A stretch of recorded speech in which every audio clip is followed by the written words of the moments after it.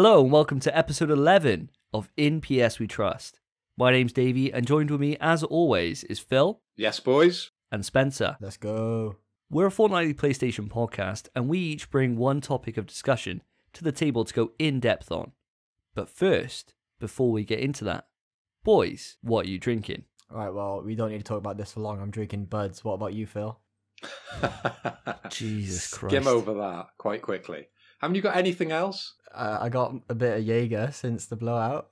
Oh, Jesus Christ. I thought you finished that bottle, mate.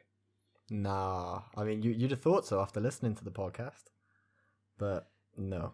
Well, that might rear its head later. It depends on how much you want to kind of inflict that on whoever you want to inflict on, because you did win the predictions that we made in our live stream for the PlayStation Showcase. You do have to dish those out at some point across the podcast, but we'll deal with that when we come to it, I guess. What about yourself, Phil? What are you on today? Surprise me with your random nonsense beers that you drink. Nonsense beers. Jesus Christ. Well, here's a nonsense beer for you. I'm drinking a Mao. I think that's how you pronounce it. Have you ever heard of this lager before? I haven't tried it, but I've seen it. I have seen it in Asda.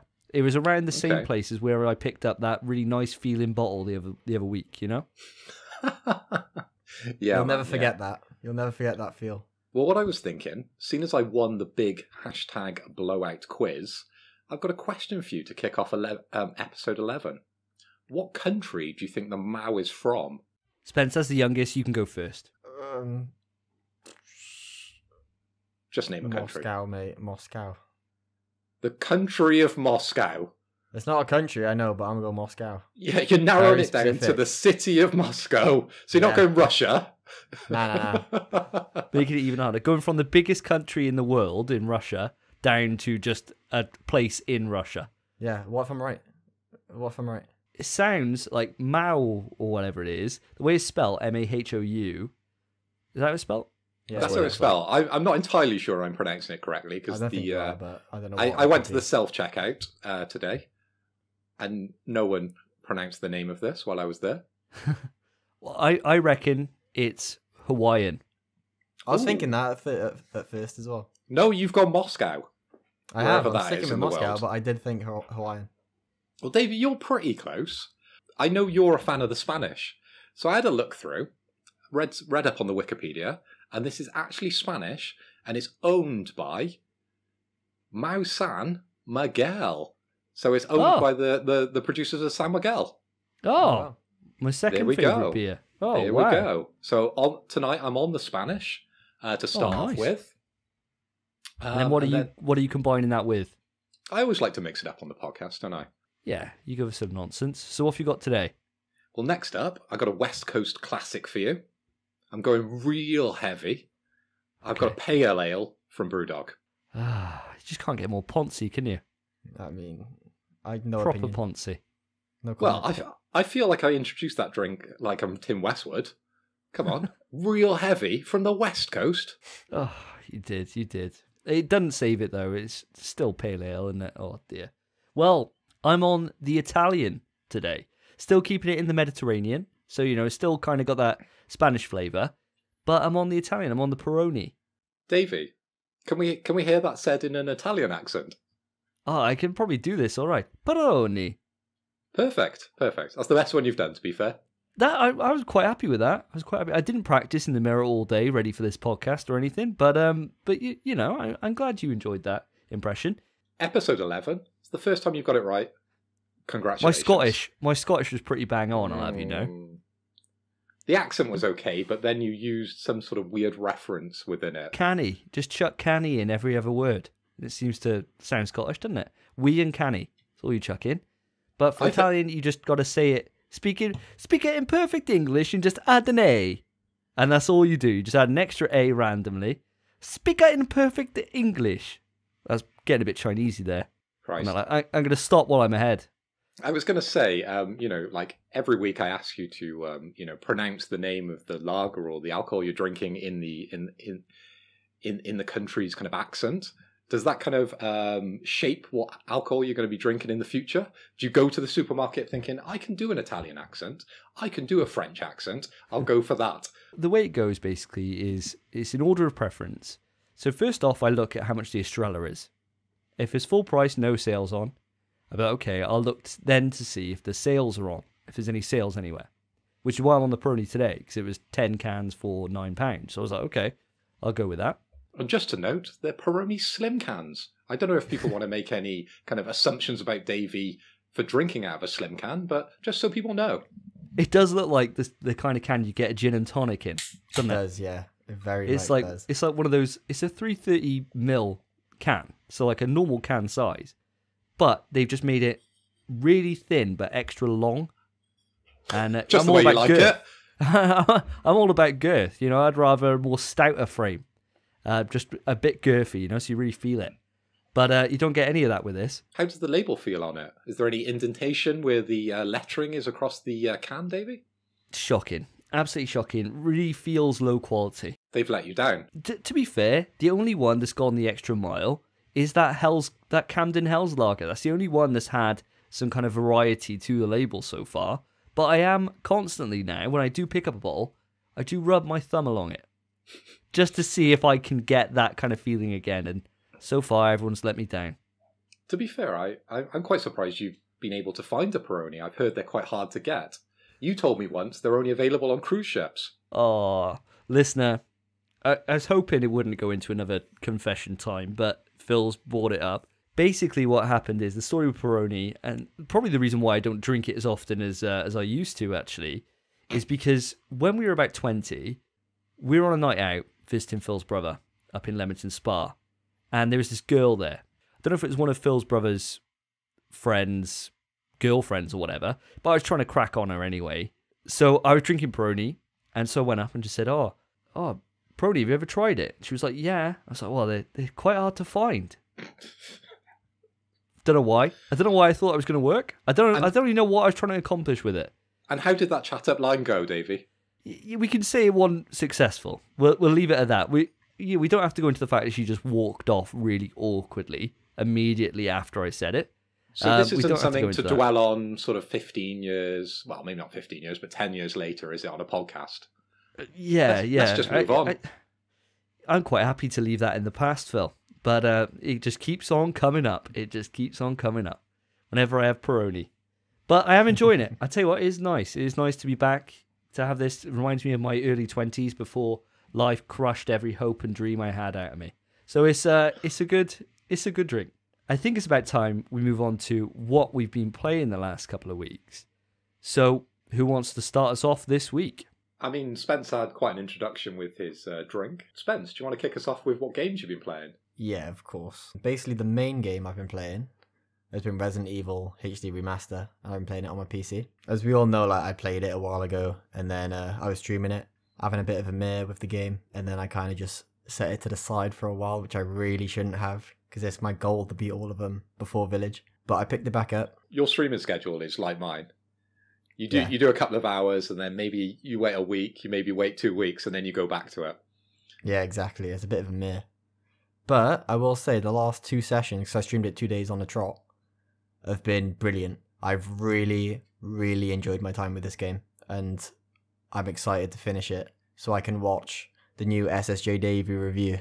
I gotta say, it's been really entertaining watching you play it, Spence, because it's kind of just taken me back to how it was when I first played it, you know, for the first ever time, and not knowing where to go, not knowing what to do, not knowing how to interact with stuff. So it has been quite interesting. And me and my wife have been watching it because she watched me play through the game for my review. And so she was like, oh, I'll watch Spence play it as well. So we were both sitting there, kind of both laughing and seeing how you were getting on. But I got to say, you're taking to it like a duck to water now. You absolutely flew through the section you just did, which was in the outpost where you fought Plant 42, right? Yeah. So, yeah, you flew through that in record time.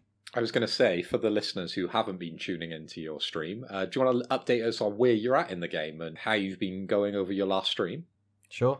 Basically, I just left the mansion, went to a cabin. I've now fought both the bosses, the first 2 bosses, I think the sharks and the plant. Just beat the plant. made the V-Jolt, which apparently I didn't need to make, but it's beneficial. Because it makes you skip the boss, doesn't it? You literally don't have to fight him. Yeah, exactly. Whereas if you were playing as Chris, for example, because you're playing as Jill Valentine, but if you were playing as Chris, you'd walk into that area and you'd go into where you make the V-Jolt, which is like a chemical that kills plants. Chris is like, I can't read labels. So he just can't figure out how to make it. It's ridiculous. He literally walks up and I was like, what? He's like, I don't understand what any of this means. That's what it comes up with saying. I'm like, what, are you mental? It's written on the wall, Chris, literally behind you. And he's like, I don't have a clue about this. Davey, is that the first thing in Resident Evil that you thought, wait a minute, this ain't realistic? What's going on? He can't read labels? My warning sign should be going off where the guy who created the mansion gets lost in his own mansion and dies. That really should have, ticked a couple of warning flags off on me, really. But no, that's the first thing I was like, what? Like, Chris, you're a dumbass. Like, even I could figure that out. It's just reading a label. It's not even, you're not doing complex chemistry. You're just literally putting a couple of things in, chucking a bit of tap water in, and jobs are good in. If you were playing as Chris, you'd walk into that room and you'd have no way to have hurt Plant 42 before, so you got a full boss fight on your hands.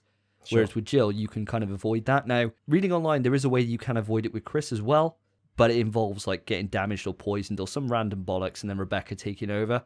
There's loads of ways this game can basically go, depending on the choices and the things that you do, which is really quite interesting. So it has been good watching your playthrough, and so far you're doing a fantastic job. I mean, how are you taking to this more kind of archaic game design compared to how games are today? Yeah, it's a lot less linear. I think I was struggling a lot at first, but then obviously the more time I've spent with the game, the more I've learned about how it works, about where I need to go, how beneficial the map is. Now, whenever I find something, I'm like, all right, keep that in mind. I know that's there.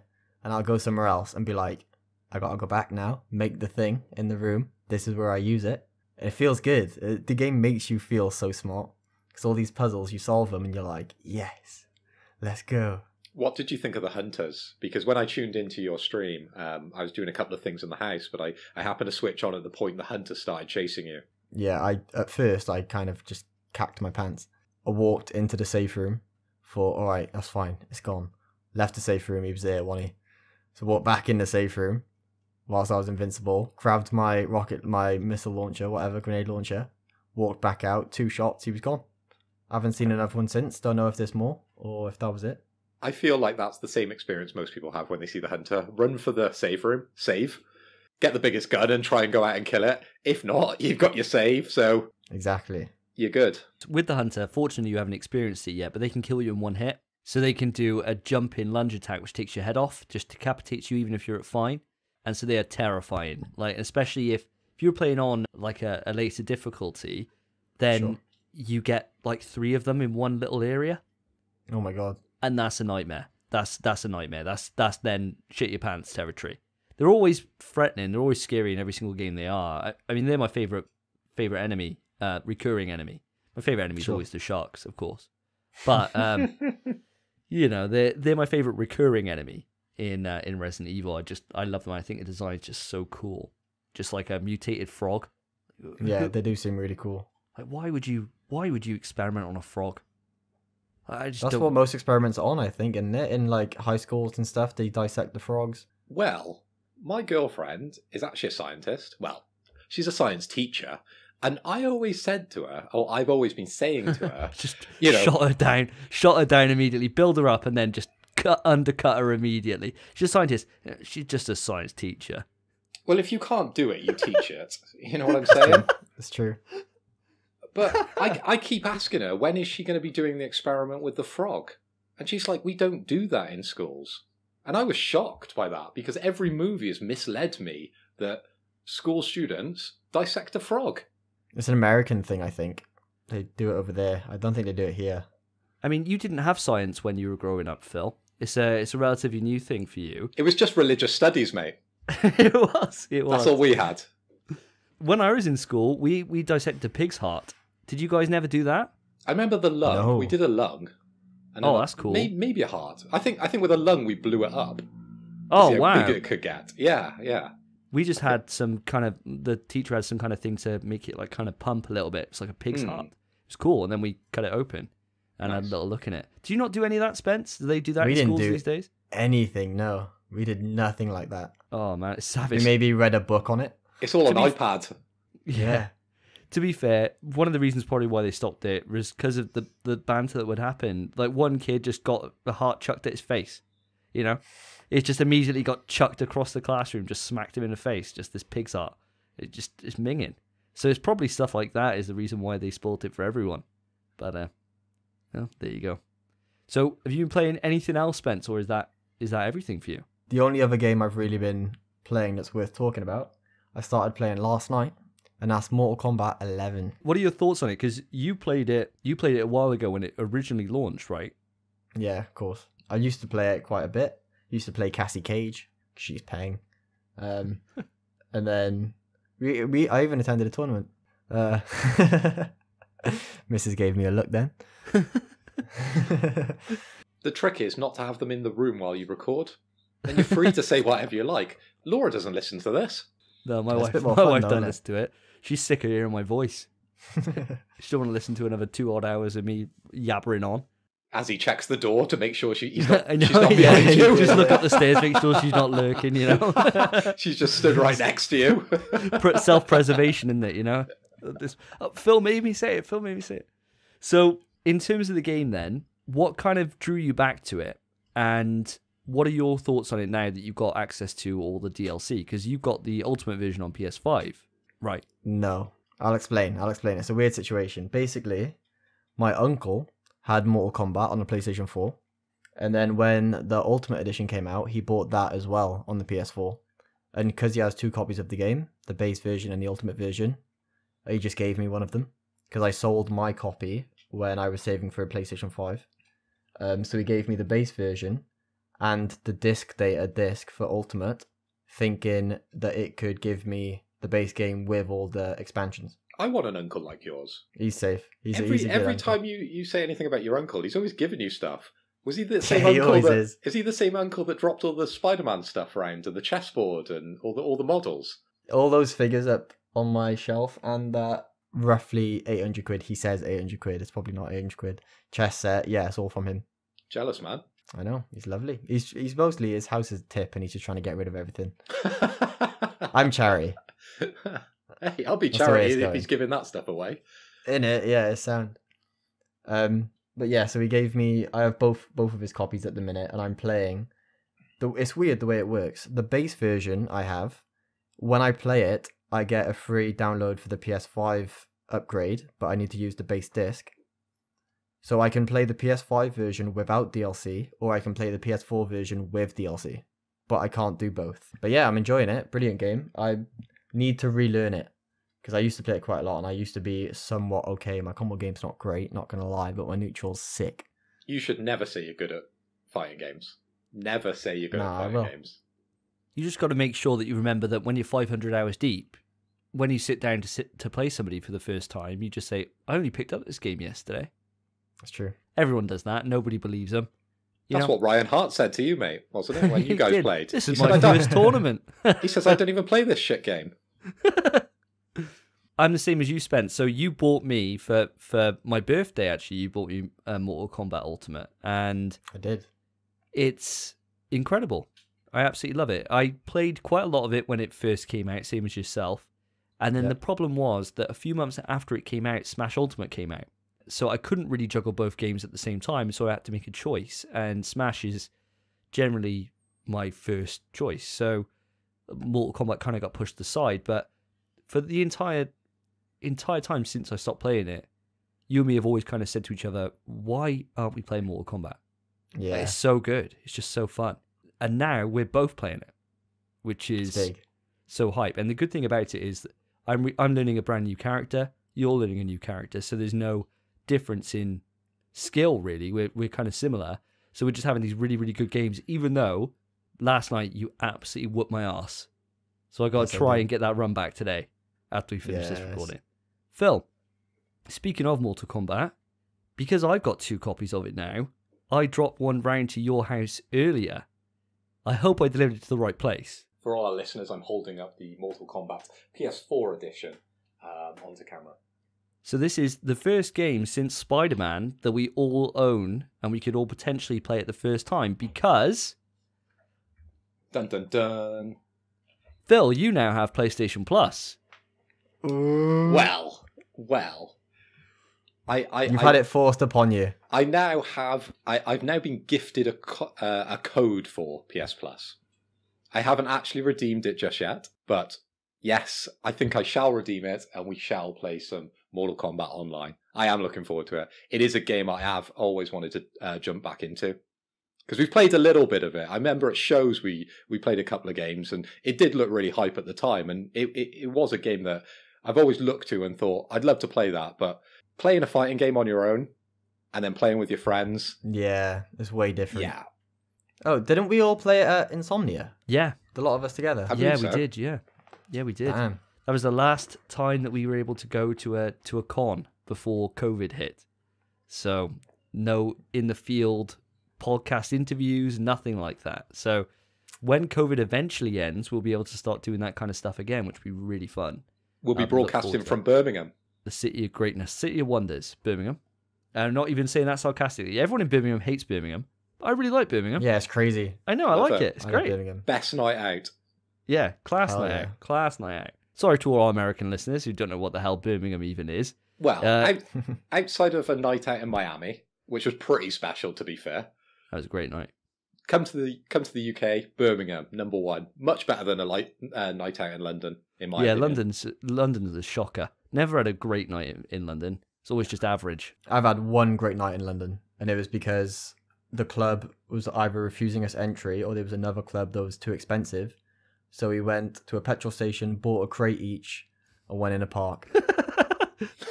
Brilliant. And night. that's why you love London. It was a brilliant night. That is class. That's like a 16-year-old's normal night, that is, isn't it? Just get served at the co-op, go down to the park and drink it under the slide.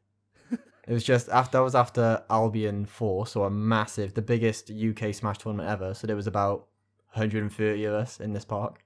Oh my god. It was crazy. That's mad. It's like a rave.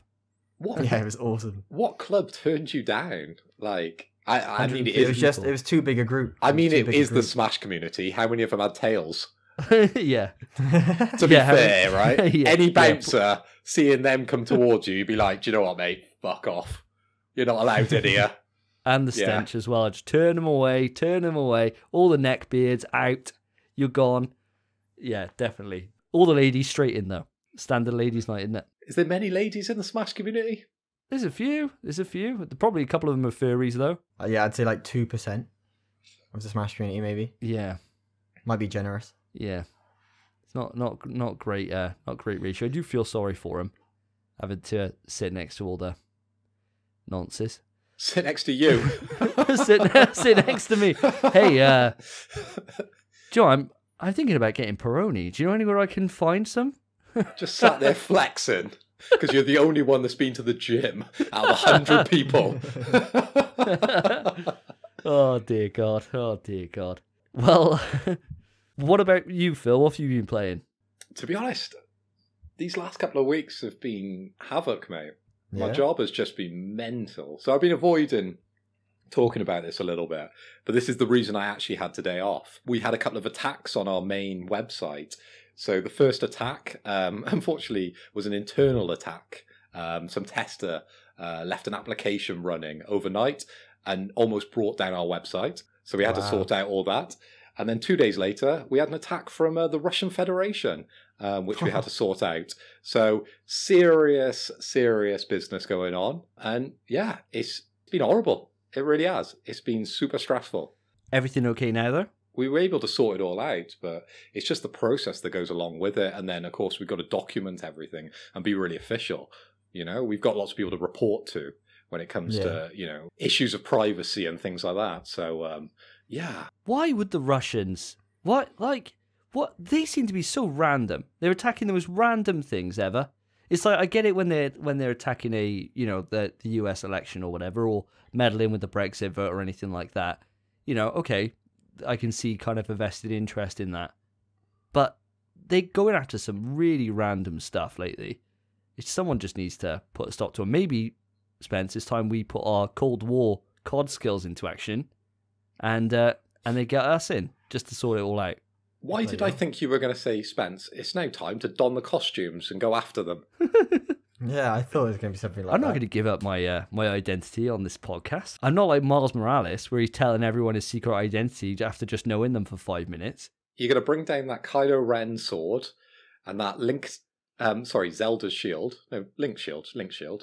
And then go at them. Yeah, let's get that right before the Nintendo community get at me. Hello. If they're still here after I just insulted them all. Yeah, they probably all switched off when you called them. Call them nonces. Well, I'm sorry, There's the but word. Truth hurts. But yeah, sort of outside the hacking, I did have a few nights, did a bit of streaming, obviously continuing with my God of War adventure. I've managed to get the Giant's Chisel. Nice. I've beat the next boss fight, which was Magni and Modi? Those are the guys with the lightning sword and the mason shield. That fight just felt pointlessly long, in my opinion. Like, it was super easy, and it just took forever because they had so much health. There was like 3 different rotations in the boss fight. Yeah, it does go on for quite a while. And then they broke it up by this kind of darkness effect, and you had to like guard at certain points, but it wasn't really difficult in any way. It was just a way of them telling the story. Now that you're quite far into it, what are your thoughts on the game, and how are you finding it now that you've probably got everything open to you in terms of like the skills, and you can see kind of where things would build to? I don't feel like I've changed my opinion that much. The game's great, right? I can see why people love it. But for me, I'm just not invested in the story anywhere along the line. It's not a franchise I've ever gotten into previously, and I absolutely hated God of War 3. I can totally understand why people love this game, and I can totally understand why people get like super fanatical about the game. The amount of effort that's taken you to get me to play this game, you must absolutely love it. I do. After I finished it, it went into my top of PlayStation 4 after I finished it, and it went up into my personal top 10 of all games I've ever played. I absolutely loved it. I adored it. It's big. Yeah, to me, it's basically perfect. There's a few things that it doesn't do quite right, like the end game stuff isn't quite there. It's quite boring, but overall, my experience with it and the story really resonated with me, and that was before I had a child. So now it would probably resonate with me a little bit more, because what they say is kind of true, which is weird enough, is that after you have like a son or daughter or whatever, and you play a story with that kind of dynamic, it does affect you. I don't know what it is. I don't know if it's just the personal relation that you kind of understand it a little bit more. I honestly don't know. Is this the point where I can start to bring up Death Stranding? You could bring up Death Stranding anytime you want, Phil. I think we should put a Resident Evil ban on at some point. You're the first one to mention it so far in the episode. Spence is today. Oh, I mean, but as a reference. Yeah. Yeah. Okay. All right. Yeah. You got I've been trying to avoid it. I've moved on to my other game that I like. I like 2 games, guys. Come on. I've always got time for a Death Stranding reference. Well, I was just wondering, did you ever carry Cass around on your chest in a big yellow kind of carry hold? No, I didn't. No? I did get really emotional though when the baby was crying, which I know I wouldn't have got before I had a child. You actually said you spent a lot of time with the child because you got the trophy for looking after the child. And I remember that was one of the last trophies I actually got with Death Stranding. So to our listeners, I actually hate trophies, but I actually platinum Death Stranding. But yeah, one of the trophies is that you've got to care for the child at a certain point. And I totally avoided all that. But I remember you sort of saying in the gym that was one of the things that you did quite early days in the game. Yeah, ticked it off right at the start. And without meaning to, obviously, just by playing at him and just messing around and making sure he wasn't crying, he was happy and everything. And I think it definitely is. There's a weird thing about it, and I can't really explain it, to be honest. And it sounds daft when I'm thinking about it, but I've definitely become a lot more emotional since having a child. I don't know what it is. Like the only film that ever used to make me cry was Terminator 2, right? That was the only one. And now I get a Disney film, and I'll be fucking bawling, and I'm like, what is going on? Like, I watch Soul, and I'm like, oh my god, like tears are going, and I'm like, what has happened to me? I've just become soft. You're getting old, mate. Probably getting old. Maybe my tear ducts are failing. Maybe that's what it is. And yeah, in fact, we'll just go with that. Yeah, my tear ducts are just failing. I'm getting too old now. That's exactly what it is. You haven't been to the gym to top up on that manliness. That's exactly what it is. You're losing your manliness. That's Because it. That's like a bro. That's true. That's true. Oh my god. But yeah, other than sort of, completing the boss fights, which are a little underwhelming, I've done the side quests where I've released a dragon and I fought my first Valkyrie within God of War. And I got absolutely destroyed. Yes, I've been waiting for you to find a Valkyrie. I've been waiting this entire time. So with the Valkyries, just in case you don't know, each one is different. They've each got their own unique skills and their own unique attack patterns, but they're all a big step up from a normal enemy. And they are scary, man. Scary. Yeah. Because you walk up and it's kind of got its wings wrapped around it. And your son is like, what is this? And you go up and you can attack it. So you attack it. And then it threatens you and you're like, oh, for fuck's sake. This is what they're talking about because I'm dead. Oh my god. You wait until you get to the Queen. Oh my god. You wait till that fight. That's the fight that, as I said in a previous Davey Gaming Confession, that I had to turn it down to easy to beat because she just whooped my ass left, right, and center. So you wait till then. And I loved, if you do that on normal, Jesus Christ, top marks to you. Because I'm going to sweat it now. You know I'm going to sweat it. You just refuse to turn it down. It'd be coming up with that annoying message every time. Are you sure you don't want to turn it down to easy? And you'll be like, no. What, you mean like your quiz last week where you kept saying, oh, I'm going to give you a lifeline if you don't know the answer? It's not, as I said before. That was your voice, by the way. I'm pretty good at impressions. That was a good impression. It's just like I said in the quiz, it's not my fault. You just don't know your general knowledge. I mean, how do you not know how many tins of paint it takes to make purple paint, or how many clanks in Lady Dimitrescu? I mean, this is general knowledge. This is schoolboy stuff. Any PlayStation fan could have answered that, apart from me and Spencer. Exactly. 5 or 6 Jaeger bombs down. But Davey, mate, what about you? What have you been playing? As I said in episode 10, I just started Ghost of Tsushima, and I got 6-7 hours into it at that point. Easy for you to say. I know, oh my god, the name just kills me every time. I'm now 27... Ghost of Tsushima. Oh, I will add as well, when I checked the doc right as we started this podcast, it was spelt Tsuishima or Shuima in the doc, just totally butchered. I can't spell or say it, but I'm 27 hours into it, and I love it. I absolutely love it. The visuals are breathtaking. They're absolutely gorgeous in terms of landscapes and the vistas. Oh my god. When you say love it, and we've just come off talking about God of War, as long as the edit stays in this order, where would this rate? Because, God of War was such a big game on PS4, and then Ghost of Tsushima came in quite late into that generation. Is it on that sort of level? With God of War being an early version, Ghost of Tsushima being a late game. Are they sort of maybe level? It's a fantastic question. It's something I haven't really thought about, actually, in terms of ordering them. I think with the PS4, it's got so many incredible experiences. I'd put it on the same level as Horizon, which is still damn high. Yeah. Still damn high, Horizon makes my top 5. Yeah, Horizon's fantastic. And the only thing that's letting it down is the side quests are a bit weak. So it's like the kind of generic, there's like 3 kind of formulas for side quests. So it's either you go into this building, then you got to track something. You track it, you kill it. Or you just kill it. And that's it. There's nothing else to it. It's quite shallow in terms of the side quest content, but the actual main story itself is really engaging. Davey, you never played World of Warcraft, did you? No. Okay. Only a little bit when I had a free trial.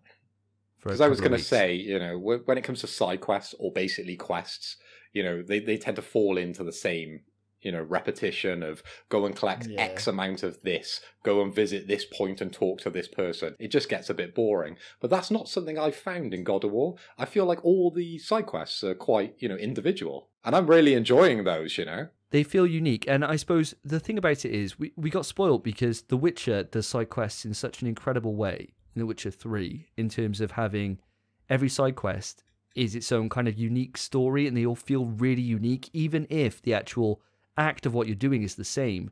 They feel really memorable, and some of those side quests are better than the main plot. So that's something that's just crazy to me. Well, we're probably not going to see a Witcher again, are we, though? Well, yeah, I think they'll probably still be developing Cyberpunk for the next 25 years, so we'll have to see what happens with that. Ouch. But that's been the main thing I've been playing. I think I'm about a third of the way through the game so far. Okay. And I am loving my time with it. I really am. So yeah, apart from that, as I've been reviewing all the different Resident Evil games on my YouTube, I've now been thinking how the hell I'm going to cover Resident Evil 3, because I've already done the remake, so I need to do the original. And there's no way to be able to play that on PS4 or PS5. So I could have gone down into my basement and dug out my PS3 and then downloaded it that way through the PlayStation Store. That's a pain in the arse. My basement is an absolute maze, so I'm not going down there. It's just full of baby clothes, baby toys, baby stuff everywhere. I'm not going down there for the rest of my life if I can help it. That sounds like Resident Evil itself. Don't go down to that basement, mate. You should have learnt by now. You never go down to the basement. I need to make sure I've got a club key, spade key, all these different keys to be able to find all these different stuff. And a fucking shotgun. yeah, immediately a shotgun. Yeah, frame one. Yeah, so I decided, no, I'm not going to do that. So I looked online and I bought a PlayStation Classic. And PlayStation Classic is the little mini console that released a couple of years ago to critical disdain. Everyone hated it because the game lineup wasn't the best. I actually thought at the time it was a pretty good lineup, to be fair, because it's got Metal Gear Solid on there. And that's all I really want from it. That's all it needs. Yeah. Your number one game, isn't it? Yeah, it is, of all time. And so I was like, oh, well, it's fine enough for me. But I never bought it. I thought, wait till it's 25 quid or whatever. But there's actually, the PlayStation Classic has now become one of the best retro consoles that you can own because it's so easy to hack and so easy to put games onto it. There's a massive community that's built up around it now in terms of being able to mod it, put games on, people being able to play Marvel vs. Capcom 2 online. There's loads of different cool things that you can do with it, which is absolutely superb. Now, I've just started dipping my toe in, but I downloaded X-Men Children of the Atom, Marvel vs. Capcom 2, Dino Crisis, Resident Evil 3, Resident Evil 2, and just put them straight on. I've just been playing non-stop Marvel vs. Capcom 2. And I tell you what, boys, I suck arse at that game. Really suck at it. But isn't it amazing what's possible when you open up a system to the community where you can get all these games? Obviously, I know PlayStation and Sony aren't supporting this. No, definitely not. When you open it up to like the PC community, I'd imagine these are the guys that have hacked it. What's possible? And to make a game that's previously not multiplayer online and to rewrite that game, that's incredible. And I tell you what, it runs perfectly. If there is any of our audience that is looking to do a similar thing, then just reach out to me on Twitter and I can just post you the instructions that I use to be able to do mine. And it works seamlessly. It's brilliant. Or if anyone wants one, I'm selling one, but in a range of different colours. So what you need to do is DM me with the games you want on it, plus the colours, and I'll charge you a couple of £100 more. That's definitely in vogue at the moment. That's so in vogue. Sony will shut you down frame one for that. They'll be on to you straight away for that. They won't shut us down for like hacking their console, but no. They'll shut me down for selling a blue PlayStation. Yeah, they would immediately. Come on. So, guys, over the last couple of weeks, I've done some pre-orders for PlayStation 5 games. I've pre-ordered Resident Evil Village, which we all know comes out on the 7th of May. And I've also pre-ordered Ratchet & Clank Rifts Apart, which is due for release on the 11th of June. Have you guys pre-ordered any games? Quick answer, no. I've not pre-ordered anything. I'm planning on getting both of those games you've mentioned, but I've not pre-ordered them yet. I'm not even really sure why. Just Okay. Because with Resident Evil Village, I know there was a lot of discrepancy on price, wasn't there, depending on where you bought it from. I normally just go to Amazon as my default for buying it, but Resident Evil was definitely cheaper to be buying it from sort of Shop2, and I think that's where, Davey, you bought it, wasn't it? Yes. I don't know how many times I have to say this to you, but Amazon just cannot be trusted with pre-orders. No. What do you mean? They got your PS5 to you on the day, but way later than it should have been, really. You got it right at the end of the day. Every single time that we've pre-ordered stuff together, Shop2, I've always had it a day before. Sure. Shop2's amazing. Sure. You always get it day before. It's bursting. Yeah, it's so good. So Shop2 for me all the time. Even if it was a little bit more expensive, I'd still go Shop2 just because I just trust them. And I suppose that's all it comes down to at the end of the day, doesn't it? To get your pre-order to you on time. especially when, like we are, we're all physical. So pre-ordering is actually quite important. Whereas if you're a digital, what's the point in pre-ordering? I don't even see the purpose of pre-ordering if you're digital, other than just pre-order it a day before so you can download it ready. So it's live at midnight. That's the benefit to digital. But people are like, oh, I pre-ordered it. I bought it digital like 4 months earlier. Like, why? What's the point? Like, it literally makes... Why? I don't understand that at all. Unless there's some random digital kind of giveaway or something with it. But speaking of, last episode, you kind of talked us through the different versions of Ratchet. Which one did you go for? Base version. I'm not about any add-ons when it comes to digital add-ons.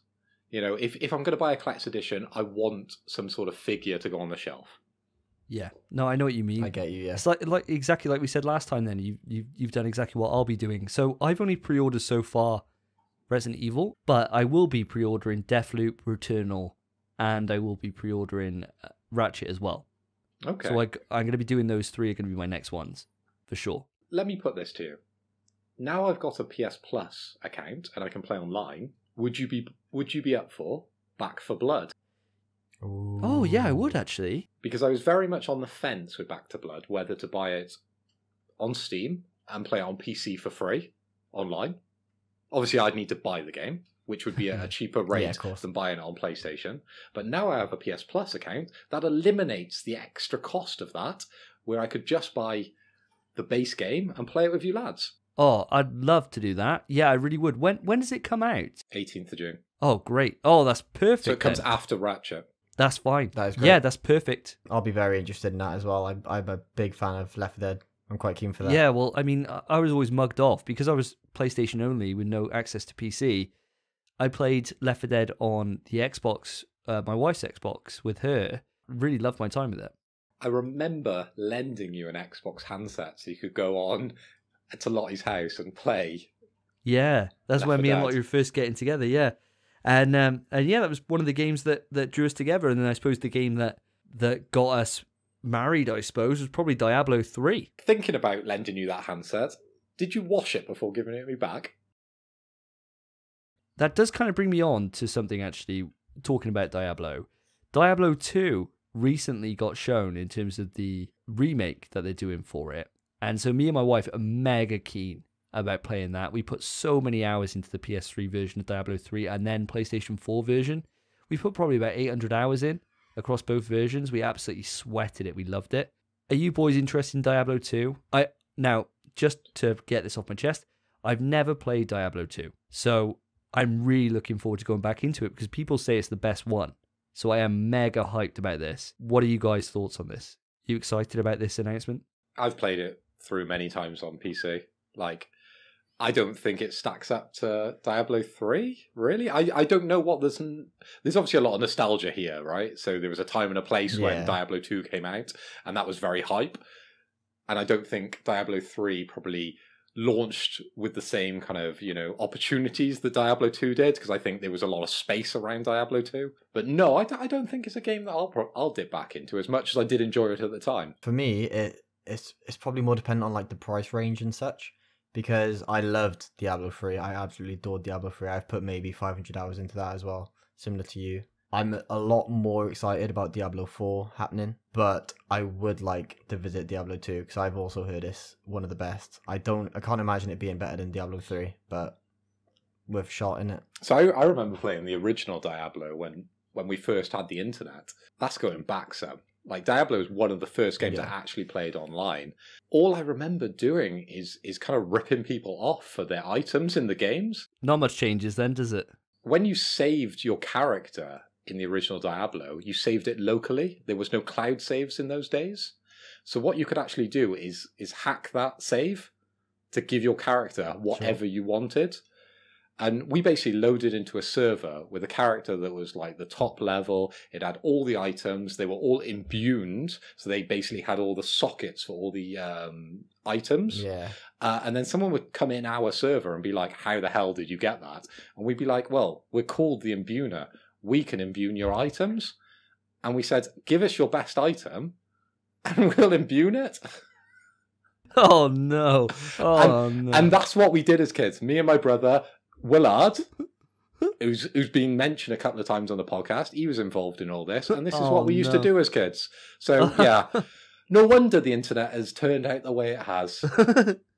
It's from your generation starting It off really on the is. internet, ruining it for everyone else. Yeah, thank you. It's me. That's why when you see posts where people say, "Oh, I can't believe this," if you type in your full credit card number, it stars out the last few digits. Don't believe that, because it's not true, okay? It's like when we told you to delete that folder on your computer called System 32, because that's completely pointless. Yeah, I didn't fall for that, thank God. But it wouldn't have taken much. It wouldn't have taken much. A little bit more convincing, I probably would have gone for it.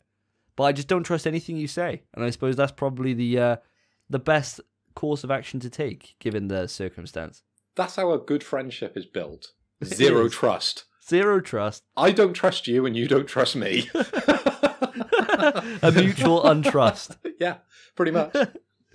Oh, man. 10 years of untrust. Or however many years it's been. More than that. Too many. Too many. Too many. I suppose it kind of does bring us on to, if Phil, if you're not interested, Spence a little bit on the fence. What other games are you guys thinking of pre-ordering that have been announced so far? Is there anything else that tickles your fancy? Obviously, Spence, you got Kenna, and I mean, that's your most anticipated game. But anything that's going to surprise us, I suppose? Anything that's really tickled your fancy, you thought, yeah, I'm definitely going to chuck one in on that. I just haven't got round to it yet. There was a game that's supposed to be launching, I think, this month that I'd quite like to play. I don't know about pre-ordering, maybe wait till it's on sale or such. It Takes Two. And I just know that me and you would have a whale of a time. Yeah. When we saw that, we spoke about this on the podcast before, I think. When we saw that game, we were really hyped by it. Awkward. It Yeah. takes two. You know, to single me out, guys. He just got his PS Plus and now he can't play with us. Yeah, thanks. You buy me PS Plus and you're like, oh, we're going to play a two-player game? You can watch on SharePlay now. It's true. So, you know, you can watch along while we have fun. That's why you really bought me PS Plus. Just to antagonise you a little bit. What about yourself, Phil? Well, as I said, Resident Evil, Ratchet and Clank, they're in the bag, in the basket, all paid for. Really looking forward to Back for Blood, especially now you guys are on board. So I will be buying that on PlayStation. But yeah, there's a couple of titles that I'm considering. But we might want to talk about that in a later topic when we talk about our recent stream of the PlayStation State of Play. So, boys, as it has been since the dawn of time, every month, or as I'd rather measure it, every 2 episodes of In PS We Trust, Nice. we get new PS Plus games. And for March, the games that we are going to be getting are Final Fantasy VII Remake, Farpoint, which is a PSVR game, Maquette, I think it's pronounced, is the PlayStation 5 title this month, and Remnant from the Ashes on PlayStation 4. I don't know if you boys are familiar with these titles, but if you are, what do you think? Yeah, so I've done, obviously with Final Fantasy VII, you and me have both played that, Spence. So that's not course. really of too much interest to me, but I'm excited for people that only got PS4 and have not played the game. At least you get a really, really good, stellar experience. One of the best games of last year, actually, for free this Yeah, month, I agree. which is superb, absolutely amazing. In terms of Marquette, actually, that's the one that's kind of tickling my fancy at the moment. And I hadn't heard of it until I saw the announcement of the PlayStation Plus games and then started looking into it. And what it is a first-person puzzler, and the way it works is that it's a big open-world city. When you're in the middle of the city or working your way towards it, everything becomes smaller and you become bigger. So your point of view, so you'll be towering over buildings. And then as you move out towards the outskirts of the building, you become smaller and the landscape becomes bigger. And that's kind of the unique twist of it. So it might be like a crack in the road, if you're looking at it from like a bird's eye view, but to you, if you're right on the edge of the city, that would be like a crevasse. And it looks really, really interesting. It's brand new, launching on PS5, day and date of when it goes on PS Plus. It really interested me. I'm definitely going to give it a go, even though puzzles aren't really my strong suit. The other game that is a bit of a shame that I don't have PSVR is Farpoint, because Farpoint I've heard really, really good things about. And over my lifetime of PS Plus, I've built up quite a good collection of PSVR games now, at this point. Yeah. With like Alpha Bravo Team or whatever the hell it was called, that first-person shooter a couple of months ago that was supposed to be really good. The only one they haven't given away is Astrobot Rescue, which I'm really gutted about, because that's the one that people rave about and say is actually amazing. I was going to say, if you guys are, loyalists when it comes to PS Plus, you probably own every PSVR game because they pretty much give them all away, don't they? There's not been a triple A game, has there, dedicated to PSVR? Well, Resident Evil 7's on PSVR. That's supposed to be incredible. Dedicated to VR. Yeah, That's why I added that caveat, because I knew you would go for Resident Evil. Because at every point, I know you love to just bring up Resident Evil into this podcast, Davey. Well, Astrobot Rescue apparently is that game. Apparently it's that good. Obviously I haven't played it, so I don't know anyone that has played it, which is the bad thing about it.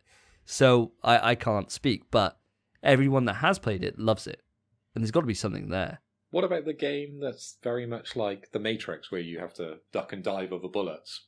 Surely that's the big VR game that everyone talks about. Oh, Super Hot. Super Hot, yeah, that's exactly that. Yeah, I've not got a VR. I've just heard people talk about that game, but couldn't remember the title. Super Hot. Yeah, I own Super Hot. Super Hot is brilliant. There we go. I actually really like it. I haven't finished it yet. I'm only like halfway through, but it is that good. So like immersive. Yeah, it's awesome. When we get the PlayStation bestseller charts every single month, the same like 3 games are always at the top. So it's always Beat Saber, Super Hot VR, and then Job Simulator. Those are always like the top 3. Astrobot's somewhere in the top 10. Doesn't seem to be too much movement, to be honest, in that list, because there's not that many titles coming out. But it is quite nice, even though not owning the VR, it is quite nice having them included in the PS Plus collection, just so I can add them to my library. So if I do buy one in the future, I've got a library there waiting for me, which is always quite nice. I think it's awesome that they include it in PS Plus, because if you own a PSVR, you've already shelled out quite a lot of money for the hardware. So to get the software for free, well, near enough free, isn't it? With the subscription, and you get all the other games and you get to play online, as you guys are always banging on. I think that's huge. Yeah, it's very, very good. Considering I have obviously an Oculus, I have to pay for my games. We don't get any for free. Yeah, but you do get to play Half-Life Alyx, so... Kind of, because I have an Oculus Quest. As I said, kind of. Not an Oculus Rift. Yeah, I have to... It doesn't work properly. But I guess I can, yeah.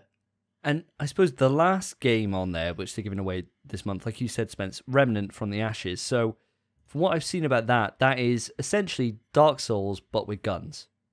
So, yeah. I mean, I prefer swords over guns, but anything kind of Dark Souls related, hell yeah. I'll give it a try at the very least. Like Phil said, we're in a bit of a slug at the moment where we don't have too many releases coming out. So it gives you time to be able to experiment and have fun and see kind of what fits or what doesn't. We might get a Man-Eater. We might get Destruction All-Stars. We'll just have to see and play as we go. As this is my first, I guess, official month of PS Plus, are any of these games multiplayer that we could all play along together with? Because the draw of kind of playing with you guys is much bigger than the freebies of these kind of mini games. Yeah. But if there is a game that we can all play together, I'd very much like to jump on that and maybe include that in a review next week or the week after, I suppose, with the next episode. It's only Remnant from the Ashes. That's the only multiplayer game of the 4. How many players can play on that? Is it like Dark Souls where you're 4. limited? Oh, wow. Okay, yeah, we could all give it a go then. I think we kind of need someone else on this podcast, because a lot of games we talk about, you need 4. So the next Left 4 Dead, you need 4 people. There's 3 of us. We need someone else.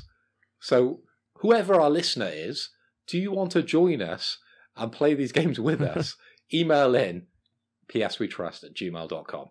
Phil, with this being your first month of PS Plus, obviously you're saying about games that we can all play together as a group.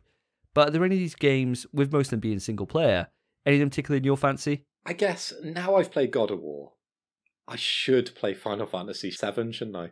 Because I've never played that game either. I think my PlayStation history, it doesn't sync with what's popular on PlayStation. Generally, when I buy a game, I buy it on things that I'm interested in, things that relate to me, if comics, and I don't just go for AAAs because they're AAAs. I don't just go for the biggest games because they're the biggest games, right? And that's totally fine. My thing with this, and Spencer might agree with this actually, is for me, before playing Remake, I think you should play the original. Because Remake, to me, is great, but the reason why it's great is because of the nostalgia for the original. But I'm never going to get the nostalgia because I'm playing it, so many years later, right? Where everything's moved on. As soon as I start playing a PS1 title, I'm just going to get blocked by the graphics and the usability. It's just not the same experience anymore. Games have moved on so much, and that's why I'm so, I suppose, surprised at the experience Spencer's going through with going back through games. Because I think games that came out when we were younger are much harder than games that come out now. So yeah, they are. If you're a child of PS5 and you're going back and playing PS1 games, they must seem impossible. There's so many different kind of like dynamics. There's so many kind of nuances to those games that you just wouldn't understand that are kind of done for you in newer games. Yeah. It's that ambiguity, isn't it? That's the thing about it. Yeah. Because like newer games, they hold your hand through everything and they make sure they've got a well-designed tutorial. Whereas older games, you're just fucking thrown in because game design wasn't as good.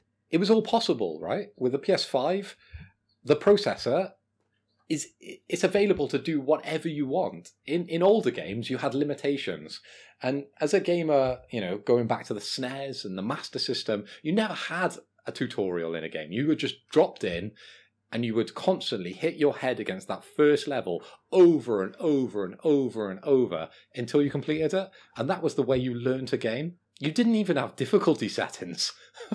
Yeah, no, you're totally bang on. And I suppose it's that thing that now kids now have it a little bit different because they've got access to free games in Fortnite, Apex Legends, all these different games, which, granted, I'm not going to shit on Fortnite like most people will do. It's a great game. If it was a shit game, it wouldn't be as popular as it is. It is a great game. It's not for me, and it's not my cup of tea, but I'm not going to sit there and say it's a shit game because it's obviously not, Much the same way that Minecraft isn't for me, but it's still a superb game. Otherwise, it wouldn't have the popularity that it does. I think now the problem is that, it's not a problem, but the thing that's different now from when we were kids is that when we were kids, you'd get a game, and that would be your game. Like, you'd have that for months. Yeah. So you had no choice but to get good at it. Whereas now, if someone's got a game and they're shit at it, or they don't like it, you can just go and play Fortnite, Games are disposable these days. So you can subscribe to PS Plus, and you can get 4 games a month. Back in the day, you might spend £40, £50 on a game, and that was your game. Unless you had a brother, like I did, and you might get 2 games, so you could swap between the 2. That's what you had to settle with. That seems really lucky, fair play. I remember, as a kid, all the games I played, I'd always, obviously, you get that one game. The only game I can ever remember was Kingdom Hearts. But obviously, I remember having GTA San Andreas. I probably played that game for like a year without getting any other games. I remember getting Devil May Cry 3. I probably played that for about 3 months. And that is your sole game. It's literally, it's as if your console can only run that game for that period. Until your dad buys a CD burner and starts going down the rental shop and copying literally every game in the rental shop. And then you have the biggest catalogue of games and then you don't know what to play. Is that something that happened with you? I'm not saying that happened to me, wink wink. Because I don't like to incriminate myself on this podcast like Davey does. But yes, that definitely happened to us. And we pretty much owned every PS1 game at a point. That is awesome. It was a lot of fun. I had a lot of sleepovers, mate, and a lot of good times. And there was no beer, no girls. It was just games. Sounds like our ideal night. It is now. I suppose we've got girlfriends. So we mentioned earlier in the podcast about VR. Now, it turns out that there was a massive blog post that went up this last week about the new PSVR. Now, we've all been anticipating what Sony were going to do with the PS5 and VR because it's not really intrinsically linked. So there was rumours, obviously, there was going to be a new system for a long, long time, and we finally got the first confirmation of that. So we know, first off, that it's not releasing in 2021. There's a new controller that's going to be inspired by the DualSense. So I imagine that's going to be haptic feedback, not having the light bar on the back, which is what the old VR unit needed to be able to track the pad properly. Single cord, so it's not wireless, but it's still a much better setup than the existing VR unit is, which is a whole complex feature of random wires plugged into a little box which plugs into the back of your PlayStation, which now has a load more wires going to the back of your headset. So seems like a better solution, but not quite perfect. However, and this is the thing that really gets me excited, higher resolution and better field of view. Now, on our early episodes of the podcast, Phil, you and me, we said before, we've both tried out VR. We tried it out a number of times at different events that we've been to in person. And I was saying before, the resolution always just felt really muddy to me. It was always about like 540p, that's what it felt like.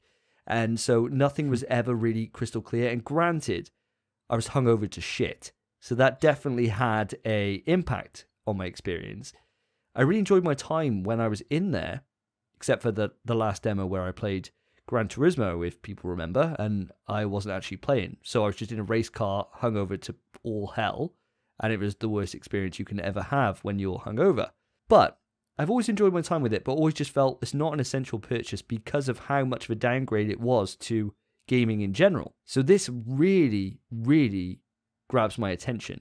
What are your thoughts on it, boys? Is this the future for you in terms of gaming? For me, I've never been someone to sort of own a PS VR headset or any of the headsets. I've definitely experienced a couple. As you guys know, and maybe some of the listeners know, I did get to work on the Gadget Show for a little while, and I did to get to, use some of the technology as it was coming out. So Oculus Rift and PSVR, we got to test those and sort of give our opinions on the show. But no, I totally agree with you, Davey. Some of the games that we were like testing with, especially Oculus Rift, were like Skyrim. And that game looks like gash anyway, And then to try and play that in VR and understand what's going on, like you need to play the game normally to actually understand what you're doing in VR, if you get what I'm saying. We went to that VR bar, didn't we? That we got on a Groupon. And we all tried HTC Vives, and we all played like random little games that were on there. Little mini games. And that was fun enough, but they always felt like, the way that you describe PlayStation Plus games as mini games, they felt like mini games, rather than actual full experiences. And because I don't own a VR unit, I haven't had that full experience that a VR unit would give me. So I'm speaking kind of ignorant on this. And I suppose probably the best person to give a full opinion on it would be Spencer. But I do want to say, if they manage to get this running at 4K or 1440 at minimum, they've got my attention. And as long as it's not £400, then there's potential I could do it, especially as when we were talking about the PlayStation Plus games, I've got a big library there now anyway. So I could just dive in and play them all. I've always been super tempted to sort of, I say rent the Valve Index.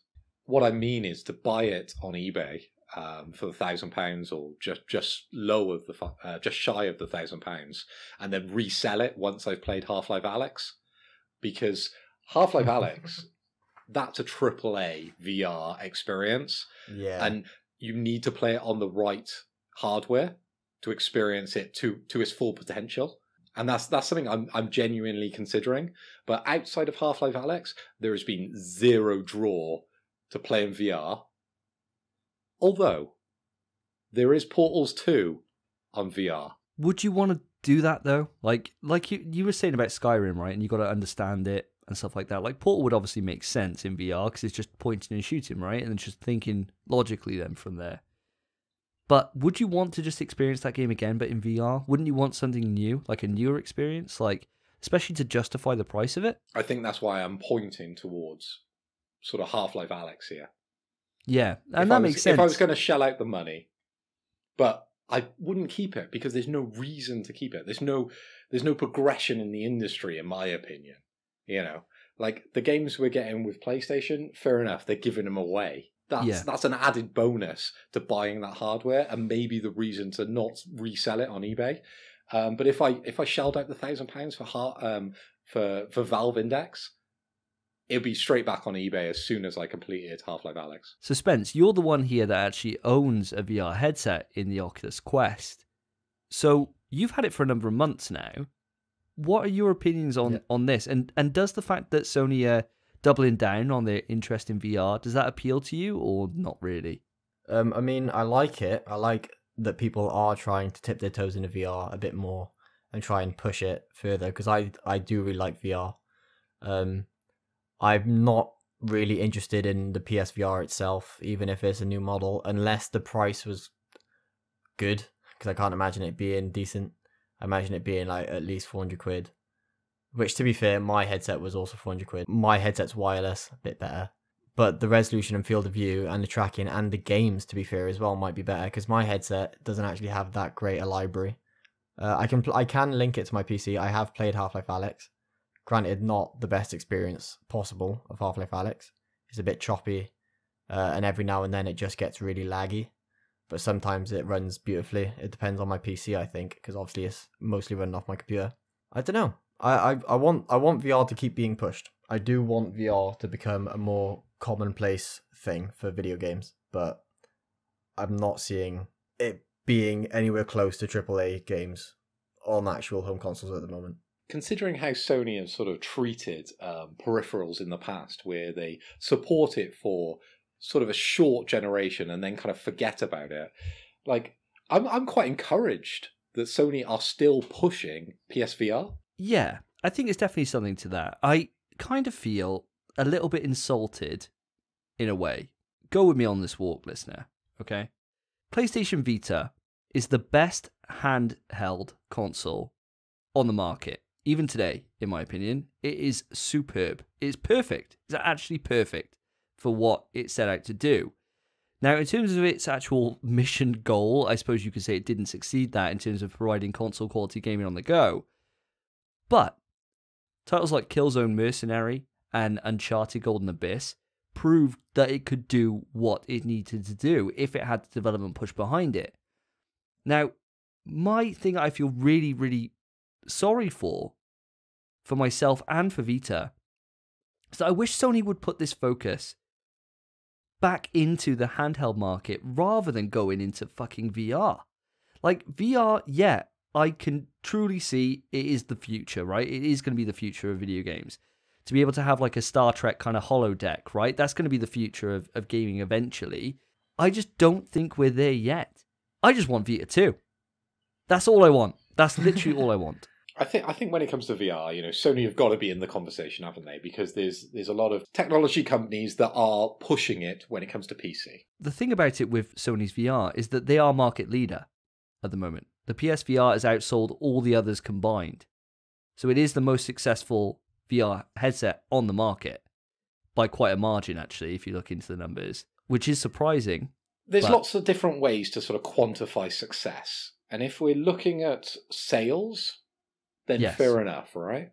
But when it comes to quality of games, yeah, in my opinion, PlayStation doesn't hold that in any way close. There is nothing close to Half-Life Alyx. I would completely agree with you. I would 100% agree with you, as is the podcast saying. I definitely would. And I suppose maybe that's the reason why Sony are doubling down. They're market leader. The thing that went really successful for them before was the fact that it was such a low cost to entry.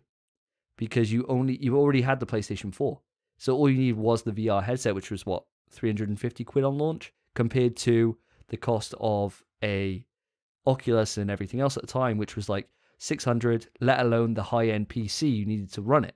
So it was a much lower barrier of entry to VR. So now if they can leverage the power of the PS5, which is essentially a kind of mid to high level PC, they can really get some stuff out there. No, I totally agree. I'm going to go 100%. Like, I can't wait to see what PlayStation do with VR, because I think outside of Steam and Valve, they're the second person that's like really pushing this technology. And I would like to see it succeed. We've all seen Lawnmower Man. We've all seen, these VR, imaginations of what's possible, but it's never been realized. I think you boys personally haven't had the right VR experiences, which obviously alters your judgment, because I've played Beat Saber, brilliant game. I've played Super Hot. I've played Half-Life Alyx. I just bought The Walking Dead Saints and Sinners, which is like a AAA 18-hour game on VR, dedicated VR game. I haven't played it yet, but it looks amazing. It's all about the games you play and the games you try. That's going to judge your opinion. And obviously we're saying VR is definitely the future. It will be. But it won't be if we don't learn more about VR and we don't try to make VR now. Like, the PS5 wouldn't be the PS5 now if the PS1 didn't exist back in day. I 100% agree with you. To go back to this point, we said it 3 times in the last couple of minutes. But over the time that I was working in Gadget Show, I tried out every version of VR. And I tried out pretty much every game that was on VR. I went down in the metal cage in the Shark Tank. I tried out all the games that were available at the time. But for sure, our our standpoint needs to be reassessed as the technology is progressing. And, I do agree with you. There is a lot more optionality out there. And I have heard a lot about, Beat Saber and those sort of games from a lot of people. So, unfortunately, I don't have the friends who own the technology. So that's probably why I haven't been playing any of it. I suppose just going off your point you just made then, Spence, in terms of you wouldn't have this kind of evolution in game design if you didn't have the previous generations. You're completely bang on with that.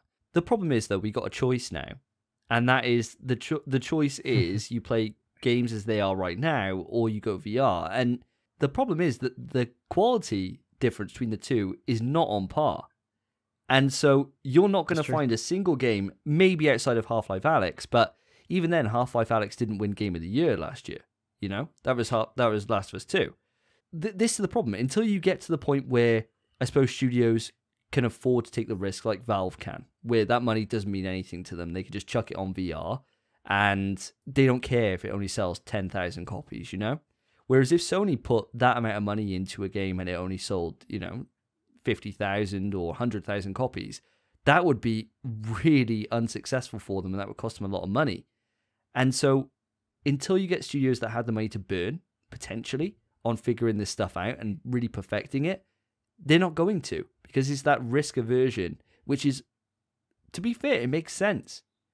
If it was my money, would I want to potentially waste it into something that's got such a limited market space? Or would I go into the one that sold, like on PS4, 100+ million units? It makes perfect sense. I think the thing with Valve is, though, if you want to play Half-Life Alyx, you've got to invest £1,000 into the hardware. I think with PlayStation titles, you only have to invest £300, and then you just get all the free games. There's a bit of a difference to entry there, isn't there? And I think that's why PlayStation has been more successful in the numbers. But ultimately, as we've said, the level of gameplay, although not playing it myself, but Spencer sort of backs it up. Half-Life Alyx is at the top AAA. But I think we can all say that we'd much prefer Sony just say, fuck it, and just announce Vita 2. Give us a new handheld, please. I'll tell you what, guys, this week has been nuts in terms of news, because Jim Ryan, who's head of PlayStation, did an interview with GQ magazine, just completely out of the blue, and in there he gave loads of news for stuff that's going on in terms of PlayStation. I'm going to read off kind of the key points that were discussed in there. I think it's quite a lot that we can unpack on this. So the first thing is that Gran Turismo has been delayed out of 2021 and into 2022, citing COVID. Then there was the information on the new VR unit, which we've already covered.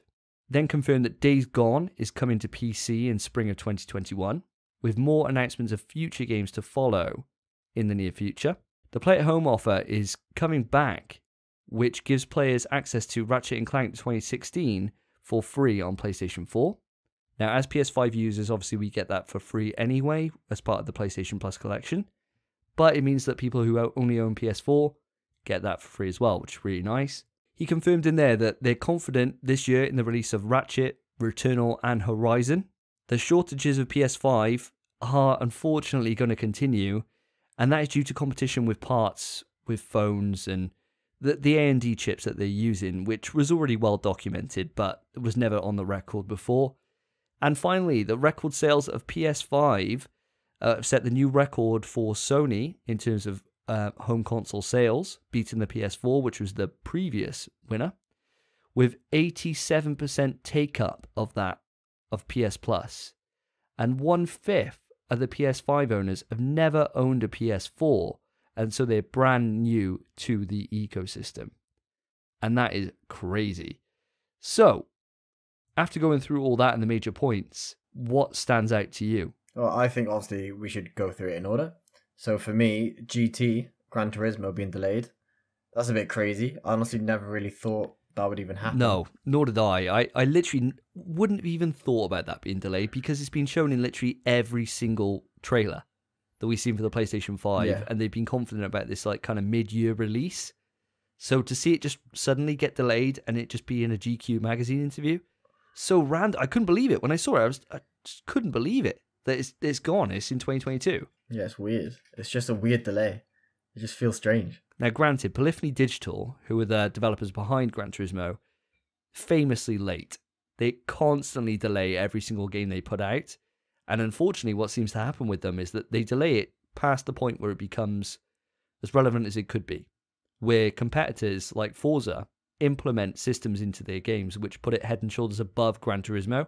So hopefully that doesn't happen this time. They do have a lot to prove after Forza's really kind of stolen the mantle for the premier racing game. So for me, and maybe this was something that I sort of tried to predict on the last State of Play, was more games coming to PC. So it's quite encouraging to hear that Days Gone is going to be coming to PC in spring 2021. I think it kind of makes sense. Obviously, Horizon went to PC. Death Stranding's on PC, but it's different. Do you feel like it makes sense? Because Days Gone, is that when you hear the words Days Gone, do you automatically think PlayStation? For me, Horizon, I would 100% think PlayStation. But Days Gone, was it a big enough game to think this is the next title we want to bring to PC? Days Gone actually sold really, really well, even though it had a critical reception which wasn't very good, and that was mostly down to the PR team. When they sent out the builds for review, they didn't get the newest patch applied to them, and so the game was really buggy for reviewers, so people really shit on it. But it turns out when the public got it, it generally was alright. And when I played it 6 months after release, it was perfect. I loved my time with it, really enjoyed it. But even though it's not on the same echelon in terms of a game as Horizon is, it's sold enough to warrant having it go onto PC and it not be a smack in the face to PlayStation gamers, which I think is the key thing. You know, if you were to put we've been saying for ages, we think God of War would suit on there, but people are going mental on Twitter over the fact that Days Gone is going to PC. If you put God of War on there, it would be a meltdown. Personally, I think you want to bring games that are iconic to PlayStation, that if I'm not a PlayStation owner, I would have heard all my friends talk about. So I'm talking about God of War, I'm talking about Uncharted, I'm talking about Horizon. I'm not talking about Days Gone. Who's talking about Days Gone? You know. That's fair. And what the fuck? Like, come on. Yeah, I can't argue that. Yeah, and to be fair, I agree with you. I think the sooner they can put God of War onto the PC, the better. Because that game has sold as many copies as it's going to sell at this point now. And I'm 100% not saying the newest version of these games. Let's bring the back catalogue to PC. So you're talking like Uncharted 1, 2, and 3, rather than 4. Why not? Bloodborne and Why stuff. not? Let's make that coin. There's two sides to this argument, okay? But I don't think it's an equal argument at all. So the one side is that they'd say, well, it takes away from the fact that you need to own the console, right? Because you can just wait.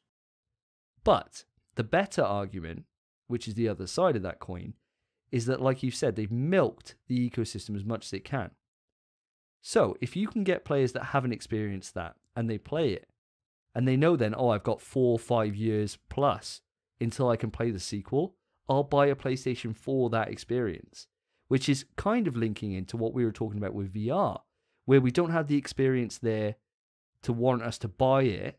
Whereas if we could see how the other side live and we could somehow test a VR unit, maybe we'd buy one. So it's the same kind of theory with PC to console. The grass is always greener on the other side, mate. You know, if I'm able to play what all my friends have been talking about on the hardware I already own, I'm more likely to then think, do you know what?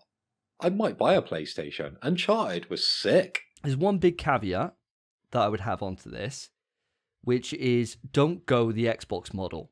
Don't ever go day and date, because then you undermine the entire point of you owning that console. If you're forcing that other market to wait 3 to 5 years to play your game, then that will encourage sales and also make sure that you still get the most amount of sales possible from that title. I'm not sure if I agree on that, because it's not a completely level playing field. It's not like Sony have their own operating system, do they, for a PC? It's Microsoft across the board. I can totally understand why Microsoft would bring games to Xbox and they'd also bring them to PC, because they own it all. It's not like they're bringing it to Mac. What I think they should really do is kind of just bring a game out on PlayStation, brilliant, awesome game, everyone loves it, And then when the sequel's coming out and they announce the launch of the sequel and give it a date, saying also the original game or the prequel, the original game we made is coming to PC maybe 3 months prior to the sequel launch, just to get the hype, get that extra little player base in, and then when they beat the game, they'll be like, oh, I want to play the new one. So you're kind of agreeing on my stance then, of leaving it a few years before they dip into the PC market so they can build that buzz again. Kind of the same thing, right? Yeah, but time it for the next release. Makes sense. Yeah, that's smart. That's smart in my opinion. I get it, but at the same time, Sony's been selling games for years, right? They obviously know where the drop-off point is off a AAA title that they've invested a certain amount of money into. So why not bolster those sales with PC sales? I'm not talking, in the first 3 months, but it might be in the first 6 months or the first year that they then release it on PC and make it available. Thing is then, 6 months isn't long to wait, is it? You can quite happily say, oh, I'll wait 6 months. Like, for example, if you think about Shadow of the Tomb Raider, right? That was Xbox exclusive for a year. No one bought it for a year because they knew, oh, it's coming to PlayStation next year. It's fine, I'll wait, right? Whereas if it's like 3 or 4 years or no set date and it just shadow drops, that's a different kettle of fish. That's then at the point where you think, right, well, I've got no choice, right? If they said, oh, coming to PC in 2024, then you'd be like, oh, well, am I desperate to play it? No, I'll wait, right? Whereas if they don't announce it at all, and they just say, oh, by the way, spring, Days Gone's coming, which was, out 2 years ago, it's coming in spring, then people will be like, oh, sick, okay, I'll pick it up then when I can. But the people that would have been really interested in it and wanted it would have already bought it on PlayStation. What you want to do is when you release a game is kind of like make it part of being added value to something else you're trying to sell. So if I'm PlayStation, I'm trying to launch a platform, right? I'm trying to come out and I'm kind of saying, here's the new version of Steam, but it's a PlayStation version of Steam. Join my platform, you can have God of War. You've never been able to play it on PC, but you have to join my platform. And then you're selling your platform. And then you can sell all the other games on that platform. And then you're making money because you have the draw to go to that platform. That makes perfect sense. The only thing you're forgetting is this is Sony. And so their software isn't the best. So in terms of their actual UI, Christ, I can't even add trophies onto the UI onto the quick access menu yet. There's no chance of that. The PlayStation Store's only just usable now, and it's the best on the mobile app. It's not even the best on PS5. Yeah, I agree with you on that. That's but true. What they need to do is get those lads that made Marvel vs. Capcom online, hack, bring them in, and sort out the back office. I totally agree with you. Seriously. And team up with them and the people who did Slippy for Melee, and just make the best kind of experience possible. What I also found really kind of telling in Jim Ryan's interview is he says that they're confident in the release of Ratchet Return on Horizon. There's no mention of God of War 2 in there. Now, we've got a habit on this podcast of being completely wrong when it comes to release dates and predictions. Okay? We're literally, other than State of Play, which we'll get into next on the next topic, before this, we were literally zero, right? Big fat zero. And we've made a lot of predictions. And we have made a lot. Yeah, we have. We've made a lot. Now, the odds are with us, like. Yeah, I know. They should be, right? And I've been saying, and we've all kind of been in agreement on this, that God of War, there's no way it's coming out in 2021. Absolutely no chance, right? Jim Ryan, his language there would be chosen. That would have gone through a PR filter. There's no way in hell he's just not going to include God of War in that. There's obviously a reason why he hasn't included it. It is not coming out this year, boys. I could not agree more. I feel like he may as well have just not mentioned Ratchet Return on Horizon and instead have just said, so Gran Turismo's delayed, God of War, yeah, 2023, yeah, it's not coming out. It's no shot. We knew. We all said there's no chance it's 2021. And he basically confirmed it. He literally confirmed it. If it does, by some miracle, come out December 2021, I will be amazed. So the last thing on there which I think is really, really interesting. The record sales of PS5 with 87% take up on PS Plus. And most importantly for me, this is the thing that shocked me, a fifth of PS5 owners never owned a PS4, so they were brand new to the ecosystem. It's nuts to me. That's absolutely insane. I'm not so surprised with these numbers. I think the uptake on PS Plus, I think it's pretty obvious, right? Because there's not many games available on PS5. So you would take up PS Plus to get all these additions, to get... What was the shark game you're playing? You know, like Man-Eater? You know, like to get all these other games and to... You know, you've got to fill your time. You've just spent, what, £400-500 on this console. You need some games to play. So why not have PS Plus at this moment in time? It's not like I don't want PS Plus because I've got a shit ton of games to play. It's true. And I mean, like, granted by force, if Phil now has PS Plus, it's got to be going up. There's got to be reason, you know. Everyone's getting it now. You falsely inflated those numbers by buying me a copy of PS Plus. We might have done. What do you think that kind of tells in terms of the Xbox ecosystem?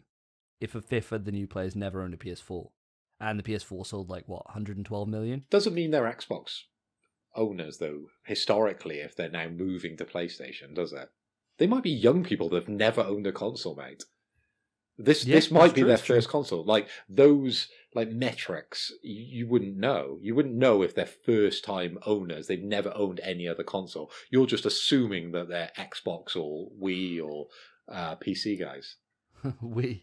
I have insider information there. My nephew had his first console for Christmas. He had an Xbox. Poor bastard. So there's that, Series X. And my friend, who was an Xbox user last generation, got a PS5 this time. Granted, he did also get a Series X, but he did admit to me that all of his time is being spent on his PlayStation 5. We've all got to start somewhere, haven't we? You've got to see the light once. True. As soon as you see the light, you're in the ecosystem then, and that's it. You're done.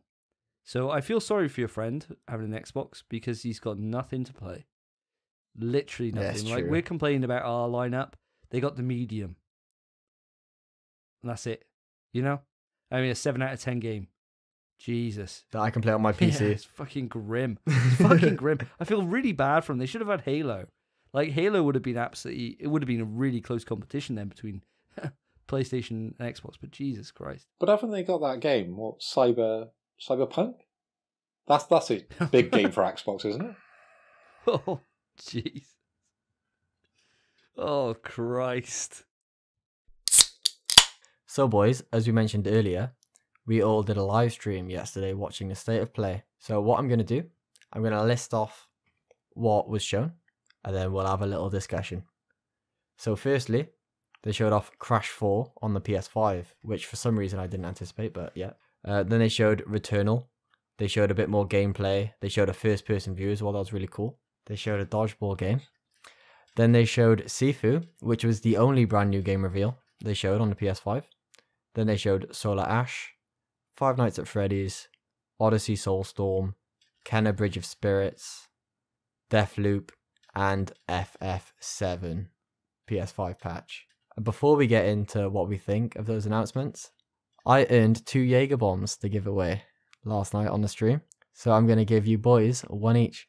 How did you, before we take this punishment, how did you earn those Jaeger bombs? Basically, the rules were we had 2 safe predictions of what were going to be shown in the showcase, and then 1 balls to the wall wild prediction, which personally I think should have been worth more if it got announced. So glad it didn't. Yeah, you're lucky. So what were your predictions then, Spence? My predictions was because obviously the GQ article just happened. I figured they'd show the VR, the new PSVR 2. My other safe bet, Kenna Bridge of Spirits release date. And then my balls to the wall wild one, for some reason, I think it was actually quite safe, not gonna lie, was an FF7 PS5 patch or release. These are my predictions. My predictions were they were going to show gameplay and a date for Horizon, a God of War trailer, and my balls to the wall one was Killzone reveal. I think yours are madder than mine. Yeah, mine were actually fucking insane. nuts in hindsight. Absolutely nuts in hindsight. Especially after the fucking Jim Ryan interview that I read So I knew that he hadn't even mentioned God of War. I was still like, nah, they'll show it. They'll fucking show it. So certain as well. So certain. That was in my safe. So yeah, I got 0 for 3. And Phil, yours? My predictions were that we were going to see a themed PlayStation or some sort of like customization to like a PlayStation 5. So potentially it could have been a Ratchet and Clank version of PlayStation 5. That's crazy. You say that was the crazy. I thought that was the safe one. I thought we were going to see more PlayStation 5s out in the world, and nobody potentially, can fucking get one. I know. Potentially, it could have been themed to Ratchet and Clank because that's their major game that they're releasing. Anyway, my kind of in the middle one, which I didn't know if it was safe or I didn't know it was crazy. I wanted to hear more games come into PC. Obviously, I didn't know the Jim Ryan Days Gone one, which it means nothing to me. I would have thought a bigger title may have potentially come to PC. I thought we knew that anyway, didn't we? We knew Days Gone was coming to PC before. Yeah, we did. But and my crazy one was Vita 2. Oh yeah, my next handheld. That was my crazy prediction. So yeah, 0 out of 3 for me. So congratulations, Spencer. Well done, Spence. You broke the curse for the podcast. So you might be the prophet that we all have to go to for our wishes and hopes and dreams with PlayStation. So I need you, before you go to bed tonight, and now every night until it gets announced, to pray to the PlayStation gods for Vita 2. Because I want that to happen. And while you're there, put a PS on it. Resistance 4, please. And just literally, just that's all you say at the end of it. Do a big long speech about Vita. And then top it off, PS God, PlayStation God. Announce Resistance 4 and stop Insomniac just fucking tweeting pictures of Chimera every 2 days with no news for us to go off. I'll tell you now, mate, if that works out and that happens, and I'm praying for it every night, Resistance 4 will be the PS Vita launch title. I don't know if I'd be happy with that or not. You wouldn't. I want it on PS5. Exactly. That's how it'd go. All right, don't muddy the waters. Vita's 2. Let's just keep it Vita 2. And for me, Spence, you just want to predict sort of 6 numbers between 1 and maybe 49. If you can just like send me those, that would be really good for me. Sometime next week it'd be good. All right. Should we do our shots now then, Phil? Chin chin. Chin chin. Yeah, I don't know if that was better or worse than the Jaeger bomb. To be honest, actually, I think it was better. That was all right. Before we move on, we did also have another competition, didn't we? We all predicted how long the state of play was going to be. I predicted 30 minutes. Davey, I think you predicted 40 minutes because you couldn't go the same as me and sit on the fence. And Spence, what was your prediction? 50 minutes. 50 minutes. So, I think you boys both need to take a shot. Both? You only got one? Only one. I got it right. You got it wrong. You got one. You got one thing right. You get one shot to give. Spence, innit? Spence, join us. Oh, join us. One of us. One of us. One of us. One of us. Oh, I don't have any energy drink or anything or a shot glass. Just do it shot. Do it from the bottle. Come on. 3 fingers, mate. Come on, big man. In PS We Trust does not endorse peer pressure. However, as stated previously on the podcast, it is super effective. And we partake in it every time we drink. Every time. Yeah, we do. Got to think of how much I fucking want to swallow. Come on, champ, just get it down you. What, 2 fingers? 2 fingers is enough, right? To be fair, Spencer's got fat fingers, hasn't he? Think about. Yeah, that's 2 fingers. Shot, right? That's a better shot. Yeah, fat fingers. I'd say 1 finger. 1 finger. 1 finger? Mate, Yeah. I wouldn't even say 1 finger for a shot. These are big bottles. 1 finger. You're in your prime, Spence. You're in your 20s. I don't give a fuck if I'm in my prime. I'm good. I'm drinking tomorrow night. I'm good. Aren't we all? Just stick to your 1 finger, Spence. That's fine.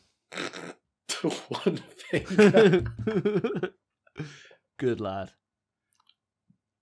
That's way better than with the energy drink. Let's It see. is way better. It gets than- worse though. Yeah, over time. Originally, it's fine, isn't it? Let's see on the bottle.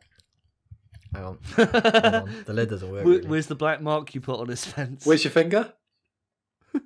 At the bottom, what are you saying? Holding it up. So not You got This, not enough. This letter. Yeah, only half a shot there, isn't it? I was only Mate, halfway on your that's finger. Let him off. Let him off. Allow it. Allow it. Allow it. Allow it. Allow it. Allow it. So, boys, we've all had our shots. What are your boys' overall opinions, and what stands out to you from this State of Play showcase? Well, when we concluded our live stream, we gave it a vote. And my vote was the highest out of all of us, so I gave it a 5 out of 10. And the reason for that, my rationale, is that the first half of the showcase to me was boring. Apart from Returnal, which I'm already sold on, there was nothing else that really appealed to me. Even Abe, I don't really care too much about Abe, to be honest. Like, I know he's a PlayStation icon in terms of the original PlayStation 1. Not really my cup of tea in terms of games. But as soon as we got into the latter half, and we got the announcement of that new, basically a game which looks like The Raid in Sufu, when we got that, and we got Kenna, Deathloop, and FF7, more than hyped with that. And that was enough to give it a 5 out of 10. Obviously, my expectations were really high on this, and that's to my own detriment. So I shouldn't have gone in thinking they're going to show Horizon and God of War and all this crazy nonsense. But 5 out of 10, I'm quite happy with that rating. For me, I think I went in and I lowballed it as I normally do with these things because there wasn't much there for me. Final Fantasy being the AAA that they showed, the rest of them, I wasn't really interested in, to be honest. You know, like Returnal, I think there is a bit of substance there, as well as Odyssey Soulstorm. And I think that probably has some nostalgia attached to it, for me anyway. But now I have PS Plus. Potentially that's a game I'll play.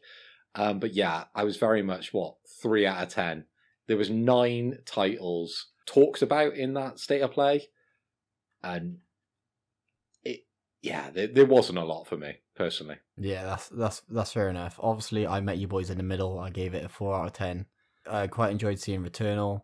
Sifu actually looked really good. I'm very, very, very confused how the combat's going to work in that game because it looked so intricate. It looked insane. The guy was pulling out moves out of his arse. I don't know how that happens. But obviously, we saw Kenna. You boys know I want Kenna. But got delayed.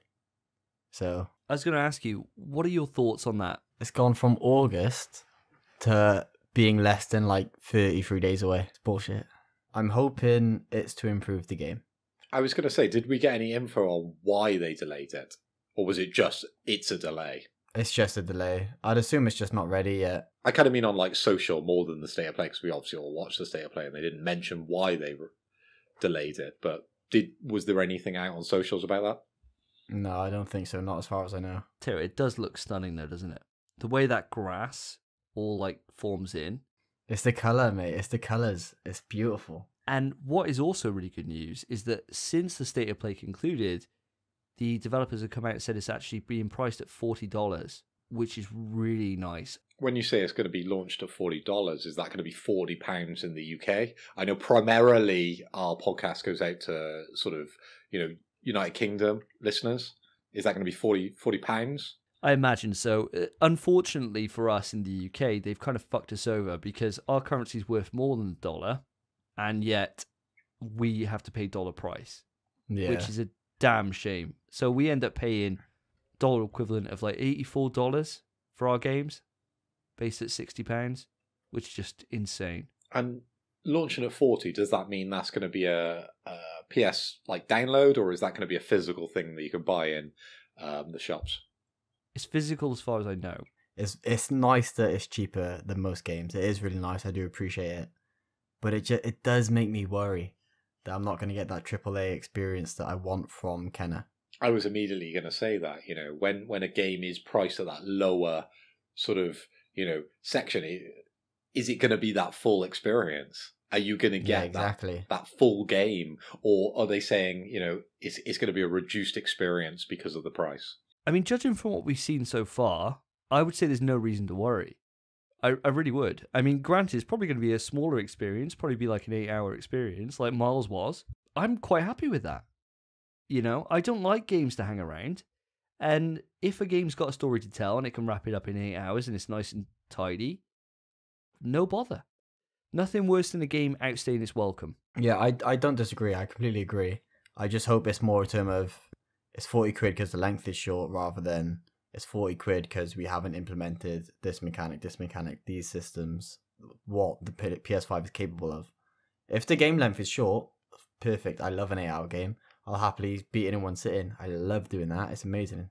But what you don't want to do is get into the territory of having a PS5 game that's pretty much a PS4 game, but it's not launched on PS4, and they're putting it on PS5 because that's the generation the majority is now moving towards. You know what I mean? Like, it's just such a difficult situation, isn't it? Like, as much as I agree with you, this is obviously the new generation. They're going to want to be making games for this. It's not the smart move to be doing that because the new market physically can't move to the PS5 because the consoles don't exist. They're not there. It would be way, way, way smarter to just keep making games for the PS4. So, the other game that really piqued my interest, and I know I mentioned it right at the start of the podcast with talking about the pre-orders, is Deathloop. Now, I'm a massive fan of Arcane, so seeing them show off the game and the gameplay, and it look exactly the same to me as Dishonored does, piqued my interest to next level. I literally went from being 50% in on this to being 100% in. I cannot wait. Did we find out what type of game it is? Because I think one of my comments was that it looked like one of those games that maybe there's 10 levels and your objective is to run through those levels in the best way to get the highest score, to kill the most enemies, to do it in the most kind of elegant way. Is it that type of game? Kind of, yeah. So there's 8 targets for you to kill. And if you kill them all, you complete the death loop. But if you fail one or if one gets away, then the death loop restarts, right? Now, they don't describe it as being a roguelite. So they describe it as being an action-adventure game.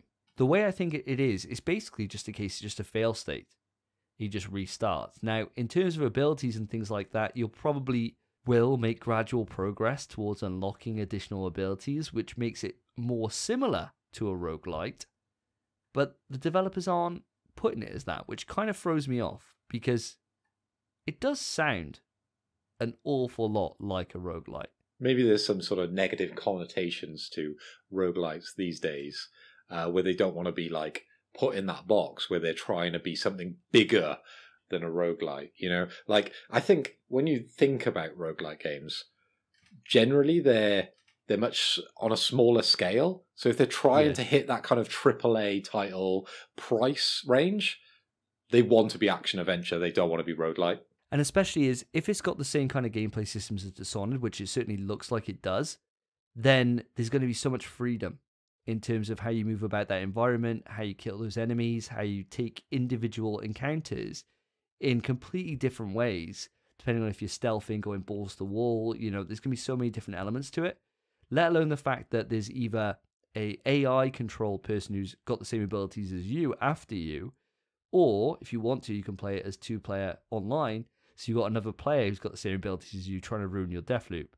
So that's another kind of element to it. So it is really interesting, and that's kind of what gets me so amped up about it. Sorry, to argue Phil's point, as far as I know, Returnal is a roguelike and it is AAA. So it's not that they can't really be one and the same. So when I think of a roguelike, I'm thinking, you know, of a lower priced offering. I'm not thinking of that sort of AAA title. So I'd probably go along the lines to say, you know, Returnal is one of the first AAA roguelike games. Yeah, definitely. I mean, you bang on. Normally you're thinking about titles like Rogue Legacy or Dead Cells. And so to see it be done for $60 or $70 now, which is the case for Returnal, is interesting. And I know that gets a lot of people worried, but we'll have to see. And I suppose Deathloop, I'd like to learn more about it. I would like to learn more about it, but it's got my pre-order regardless. Hopefully you guys will get sold on it if we do get some extra information. So lastly, lads, on that state of play, the Final Fantasy VII news. Spence, you've played Final Fantasy VII, same as myself. Yep. Did this news mean anything to you? It meant that either I can wait until part 2 comes out and play an enhanced version, so I'm not exactly playing the exact same thing, or I can finally go for my platinum, which is very, very, very nice. I'm kind of on the same line as you. It depends on, obviously we know when it's coming out now. It's coming out August, isn't it? Yeah. It will be nice to kind of go back into it. But if I've got a lot of stuff on the backlog, chances are it's going to get missed until part 2, same as you. Exactly how I feel. Unless the Yuffie DLC they kind of showed, the Yuffie episode, is breathtaking or like just good. It gives me more hype. Like I'll play the DLC with Yuffie, and then if it makes me want to replay the game, maybe I will. But otherwise, yeah, I'll probably just sit on it and wait. So one of the questions that came up during the stream was, which PlayStation launch lineup do you think was the best? So I went away, did a bit of research for you guys, and in the shared document, I've listed out all the different launch titles for PS1, PS2, PS3, PS Vita, PS4, and PS5. It's a long list, right? But what I'm going to say is we probably want to take a turn each, and we'll go through, we'll quickly name them, and then we'll go back, we'll talk about each section individually, pick out some highlights, maybe talk about the games that you bought at the time, and then we'll assess our favourite overall. Are you down for that, guys? Yeah. Sounds great to me. Before we get into our opinions, on our Twitter, I tweeted out asking what the public thought was their favourite PlayStation launch lineup. Would you boys like to know the results? Let's go. What are your guesses? What do you think the public thought? Well, considering PS1 and PS2 weren't in it, I'm going to go PS3. Okay, Davey? This is for a shot. If one of you gets it right, you get to give out a shot. Do you know, people are dumb, so I reckon people are going to say PS4. Oh my god, it's PS4. I get to give it out. You get to give it out. Go on then, Spence. Oh, it's me! Yeah, another finger, mate. Why is it me? 'Cause Phil's managing this topic. So, Totally, I think Spencer thought that was going to me then. I know he did. Yeah, did. of course I did. What he doesn't realise is he fucked me over at the end of that quiz. Phil didn't fuck me over. Phil just got the answer right for his own birthday. Spence fucked me over. He so sees this rivalry, doesn't he? He sees this rivalry between me and you, and he thinks, do you know what, I'll fuel that. I'll play them off each other. Yeah. Man, that first shot hit me, man. While Spencer takes his finger, I'll go through the PS1 launch titles. So we had Air Combat, Battle Arena Toshinda, ESPN Extreme Games, the DNA Imperative, NBA Jam Tournament Edition, Power Serve 3D Tennis, the Raiden Project, Rayman, Ridge Racer, Street Fighter the Movie was a game. Jesus. What the hell? Total Eclipse. What, have you never played it? No. That's probably the Street Fighter game I didn't play. Total Eclipse Turbo and Zero Divide. I'm on PS2 then, am I? You go PS2. You got PS2. Oh, brilliant. Thank you. So I've got a massive list. So strap yourselves in, make yourself a sandwich, grab a cup of tea. We're in for a long one here. All right.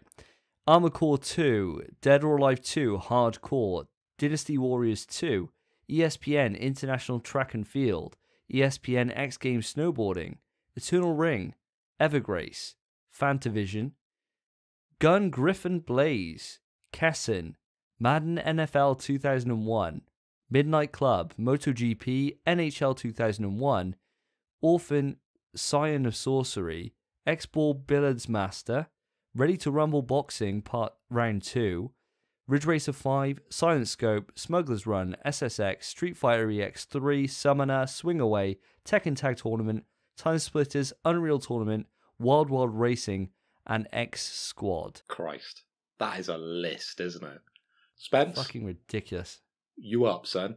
PS3. Right, so for the PlayStation 3 launch lineup, we had Blast Factor, Call of Duty 3, Genji Days of the Blade, Madden NFL 07, Marvel Ultimate Alliance, brilliant game by the way, Mobile Suit Gundam Crossfire, NBA 07, NBA 2K7, didn't think those would be different, Need for Speed Carbon, Resistance Fall of Man, Ridge Racer 7, Tony Hawk's Project 8, Tiger Woods PGA Tour 07, and Untold Legends Dark Kingdom. I've got the easy one. I've got PS Vita with Gravity Rush, Little Deviants, Frobisher Says, Uncharted Golden Abyss, and Wipeout 2048. Davey? PS4, we're talking Assassin's Creed 4 Black Flag, Battlefield 4, Blacklight Retribution, Call of Duty Ghosts, Contract, DC Universe Online, FIFA 14, Flower, Injustice Gods Amongst Us, Ultimate Edition, Just Dance 2014, Killzone Shadowfall, Knack, Lego Marvel Superheroes, Madden NFL 25, NBA 2K14, Need for Speed Rivals, Resogun, Sound Shapes, Super Motherload, Trine 2 Complete Edition, and Warframe. Last up, PS5. Spencer, hit me. Alright, I got you, mate. I got you. So first off, we have Assassin's Creed Valhalla, Astro's Playroom, Demon's Souls, Destruction All-Stars, which never actually was on launch, not gonna lie, Dirt 5, DMC5, Godfall, brilliant game, Madden NFL 21, Marvel Spider-Man Miles Morales, Sackboy A Big Adventure, and lastly, Watch Dogs Legion. It's a hell of a lot of games there. So what I want to do, guys, let's go back to the beginning. Let's go back to PS1. Take it back to the 3rd of December, 1994. What games did you buy? Spencer, I don't think you bought any PlayStation 1 games. When did you join us? I was -4 years old. -4? Christ. When did you join us in PlayStation? I had a PS2. PS2. I had a PS1 as well. I did have a PlayStation 1 as well, which I loved. I played Epic Mickey, the shit. Not Epic Mickey, Mickey's Wild Adventure. Sure. The shit. I loved that. And Aladdin and such. But PS2 was my main, which I got when it came about. Yeah, when you bought it. Know? Davey, did you have a PS1? And if so, what games did you initially buy? Did you get it on launch? No, so when the PS1 launched in 1994, I would have been 5. So I was playing my Sega Mega Drive at the time, so I didn't get a PlayStation until a year after launch, I believe. In terms of its launch games, the first game I remember playing on my PlayStation 1 was a game called Psychic Force, which was a beat-em-up with probably the best intro of all time. It's an anime brawler in a square, basically just like an actual square battle arena, and it's basically Dragon Ball. But you just shoot fire at each other. And that was the first game that I remember owning for my PlayStation 1. I didn't own any of these games, and even by the time that the generation wrapped, I still don't own any of these games. Now I own Rayman because I got the PlayStation Classic, but I've never even played it. But I know my wife has a real love for Rayman. She loves the original. That was her first game she played. But for me, no, none. What about you, Phil? You were obviously 42 when the PlayStation 1 launched. So for me, I remember going into Electronics Boutique in Bristol, actually, and doing the research, considering the games we bought. We bought Rayman and Tekken, which I did a bit of research on, and that didn't release until the following year in 1995. So I'm not sure I actually bought it on launch, the PS1. I must have bought it in 1995. Yeah, it's fair. I suppose the thing is, until we get to PS3 generation, we weren't working, were we? We were in school. So, you just get consoles when you're kind of given them for birthdays, Christmas, that kind of thing. You can't really be like, oh, I'm going to do my paper round for the next 10 years in advance. Can I get paid 10 years in advance, please, for my paper round so I can buy a PS1? It just doesn't work that way. So, and to be fair, we probably, we wouldn't have had the internet in those days. So we wouldn't have known when things were coming out, No, it's true. Other than TV adverts, yeah. As a kid, you wouldn't buy things on launch as much as you do these days anyway. I remember getting Final Fantasy VII, and it was Platinum. It was in the Platinum Edition. So it had obviously been out for a number of years by the time I got to it. I had no idea. I had no idea it even existed at the time. That's the crazy thing about it. And I just bought it. I thought, oh, this looks cool. My friend recommended me to play this. Bought it Platinum for 20 quid, which is what the Platinum was back then. Sure. And I was just like, wow, what a great experience. Let alone it was like probably 3 years old by that point, Weird times. Crazy to think about now. Rayman being a launch title, I actually have a little story about Rayman. Okay. Oh, go on. It's nothing to do with PS1, sorry to say. Actually, it kind of is. Basically, I remember when I was a kid, my dad was reading a newspaper and I'd sit next to him and I'd read it with him. And there was a little ad in the newspaper, or I say ad, it's like a coupon thing, where you could take this coupon to a shop, God knows what shop, and they would give you a free copy of Rayman on the PS1. What, from a paper? Christ. Yeah, from the newspaper. Fucking hell, it's like the most busted coupon I've ever heard in my life. Normally you get free entry on the back of a cereal box to Alton Towers, let alone a free game on the PS1. And games were expensive back then. Yeah. This is probably a few years. This was before I owned a PS1, but it was probably a few years after the PS1. Well, you were alive and I was alive, cognizant yeah, enough exactly. to know this coupon. So it was probably like 2005. Yeah. Yeah, I don't know. I was young. But basically, I got the coupon, and we went to the shop. I got the game. I didn't own a PlayStation 1. So I was like, can we just get it? I was like, Dad, it's Rayman.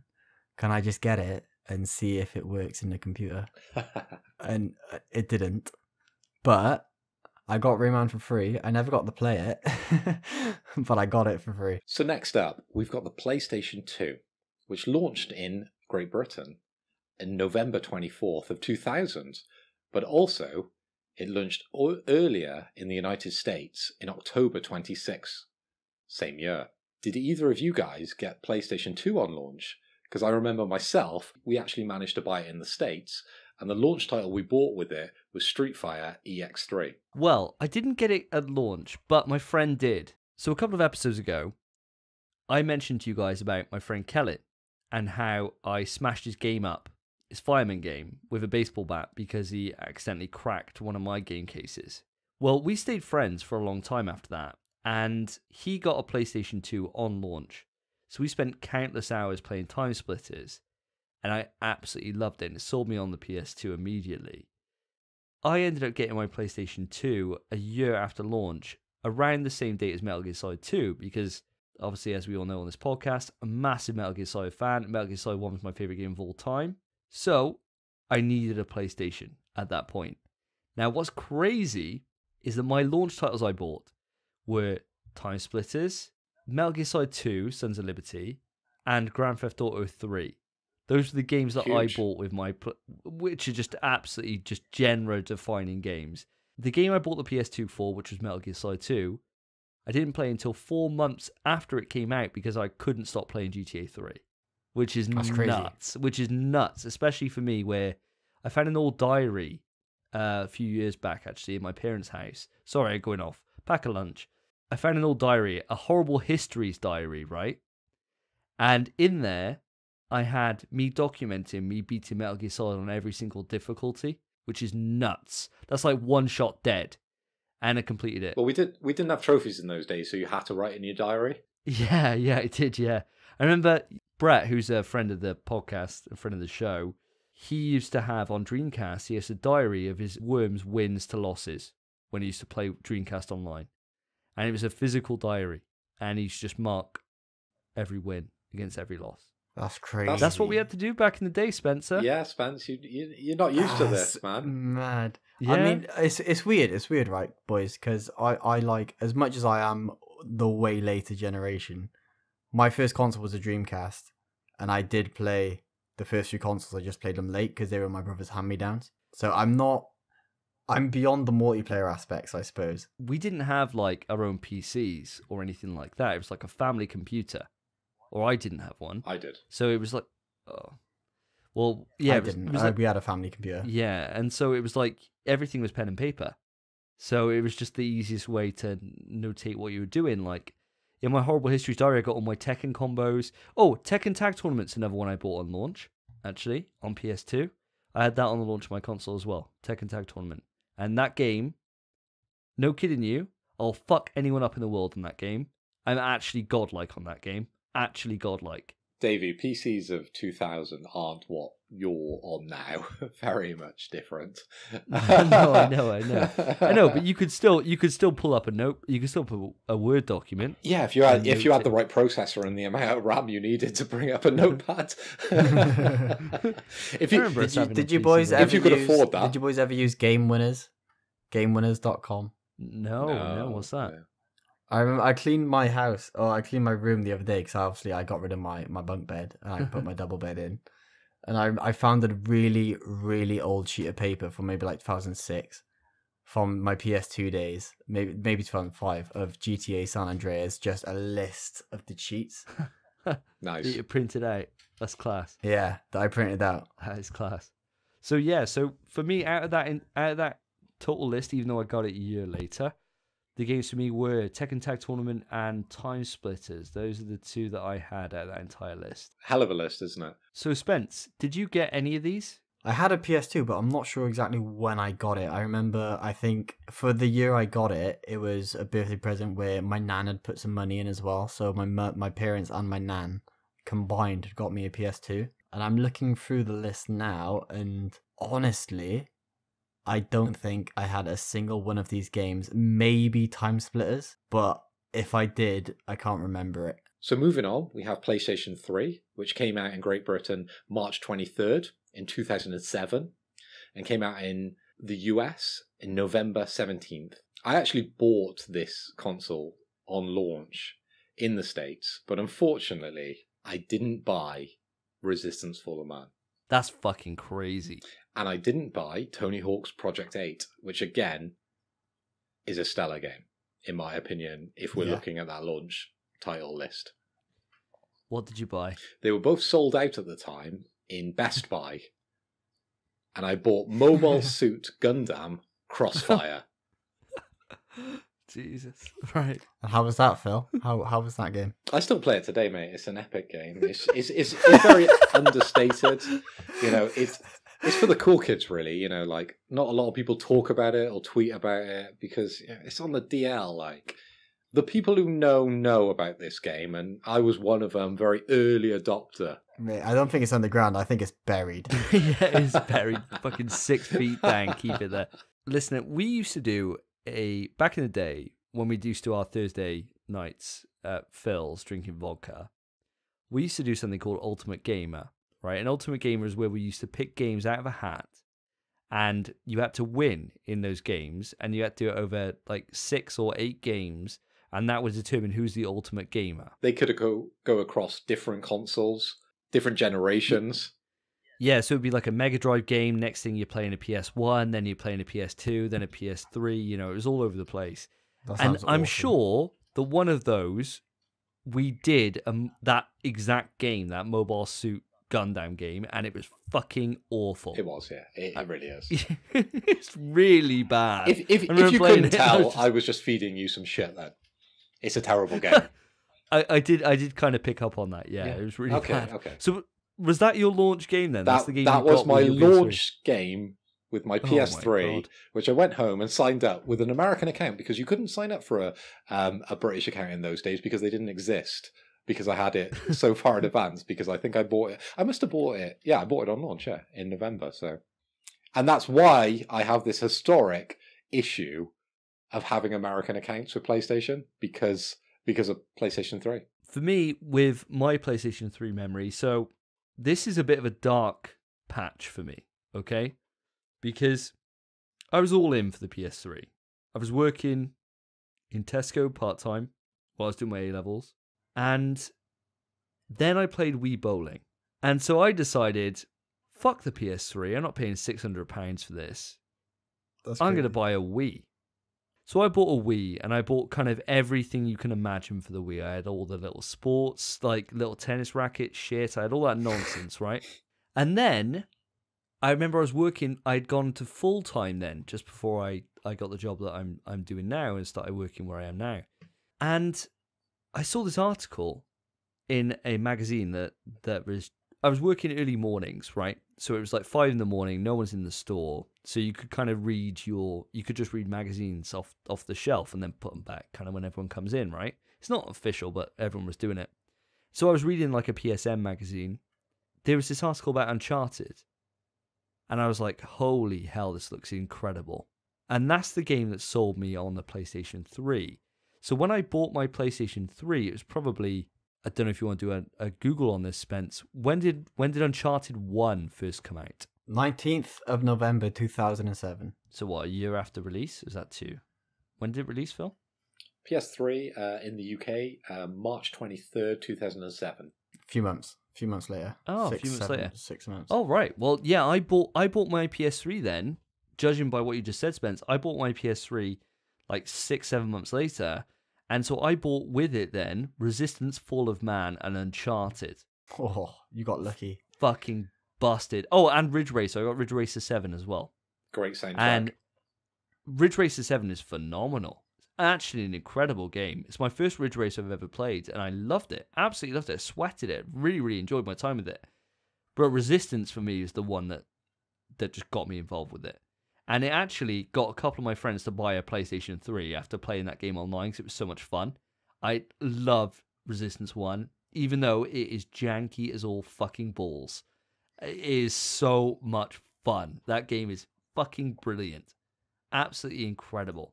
Right, well, as for me, I didn't get this game on launch either. I remember when I did get it, I ended up getting Ridge Racer. It might not have been Ridge Racer, actually. It might have been Need for Speed. I think it was Need for Speed Carbon, looking at the list. Marvel Ultimate Alliance, I think, came with the console. I think it's one of those package things they were doing at the time. So I got Marvel Ultimate Alliance. And then the game I was like, Mum, can I have this? And the game she got for me as well was Tony Hawk's Proving Ground, which I'm pretty sure was out at the time. It wasn't the Project 8 game. It was Proving Ground. So it was considerably after launch. Not entirely sure when, but it was a good while after.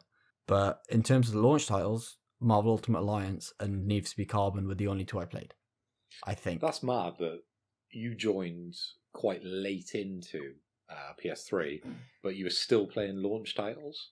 And Yeah. I do agree, It is a bit Marvel weird. Ultimate Alliance still stands up. That is a hell of a game. Yeah. It's a great game. Hell of a game. Hell of a game. Next up, we've got PS Vita, which launched February 22nd, 2012. For me, I pre-ordered this console, and I actually got it on launch with Uncharted Golden Abyss. Wow, good game. I did. Great game. I bought it straight away. I don't know why. I don't know what led me to think, do you know what, I'm gonna buy a PS Vita, because I never had a PSP. It might have just Did been. you not? I never had a PSP, no. But it might have been Wow. a time and a place where I just thought I was just in the right place financially, probably, where I thought, do you know what, we'll just splash out and we'll just buy this. So for me, I bought my Vita a year after its launch. I bought with it Uncharted Golden Abyss. On PS Plus, we got Wipeout 2048, and I bought Gravity Rush. My God. All three of those games are phenomenal. Absolutely phenomenal. Especially Gravity Rush. Gravity Rush, I remember I went on holiday when I first met my wife, actually. She wasn't my wife then.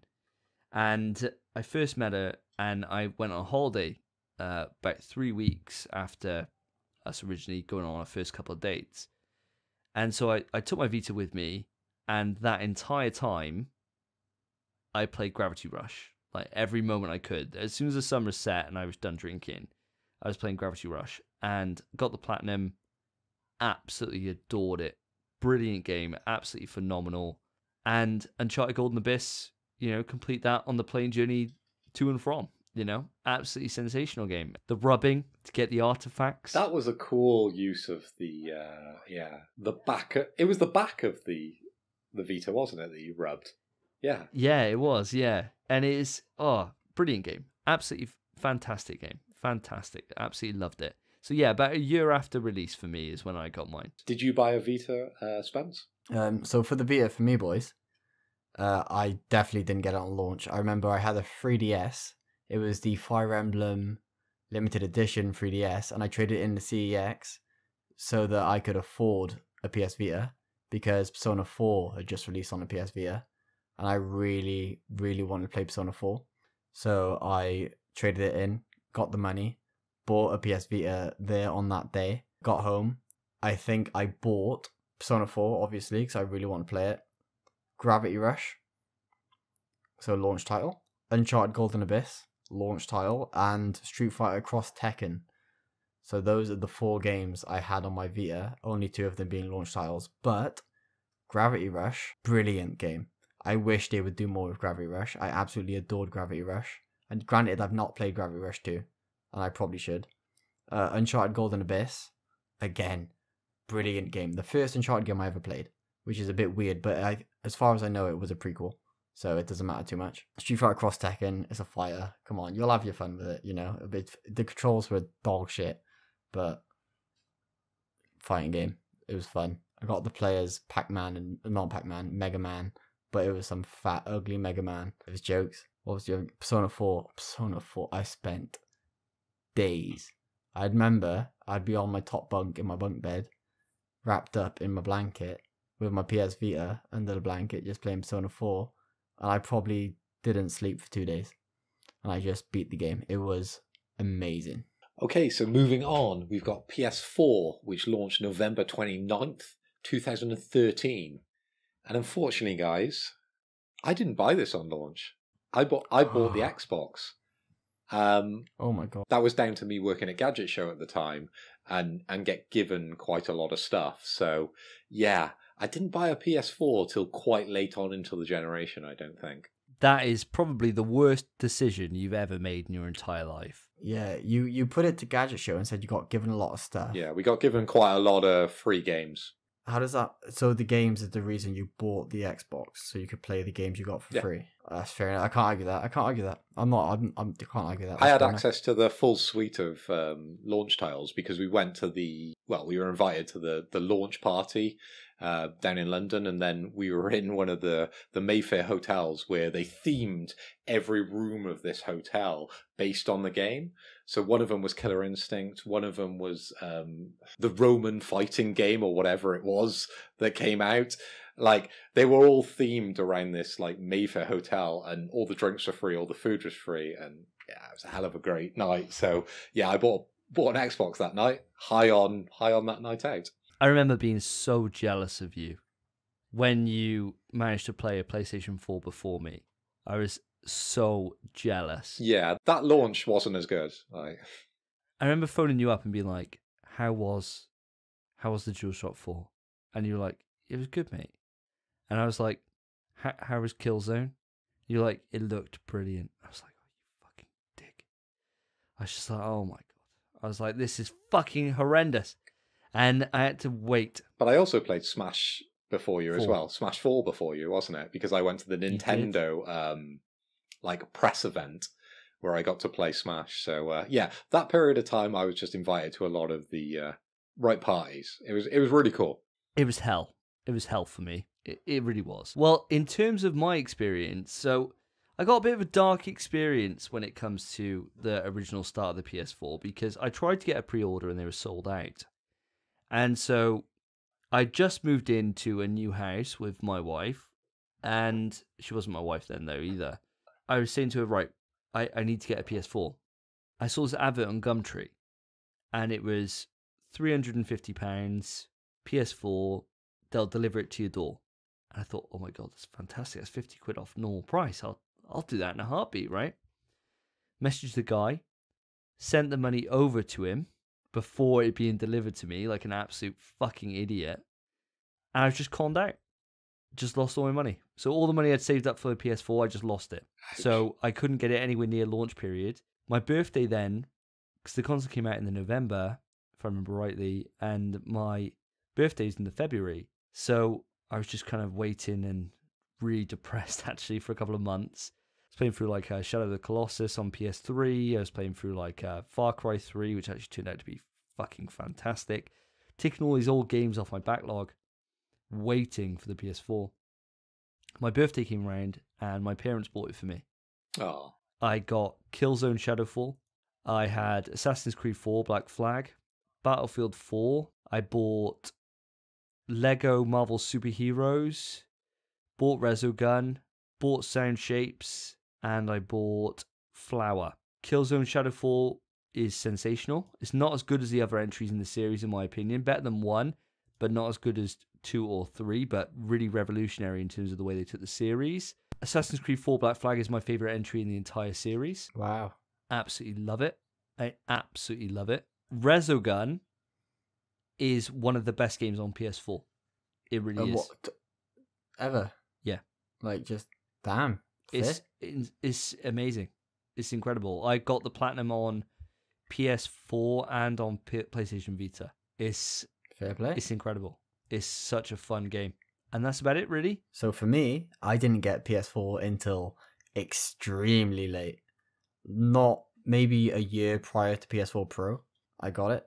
So I got the PS4 Slim because it was maybe 200 quid on a catalog website, whatever, Very, I think it was, very.com.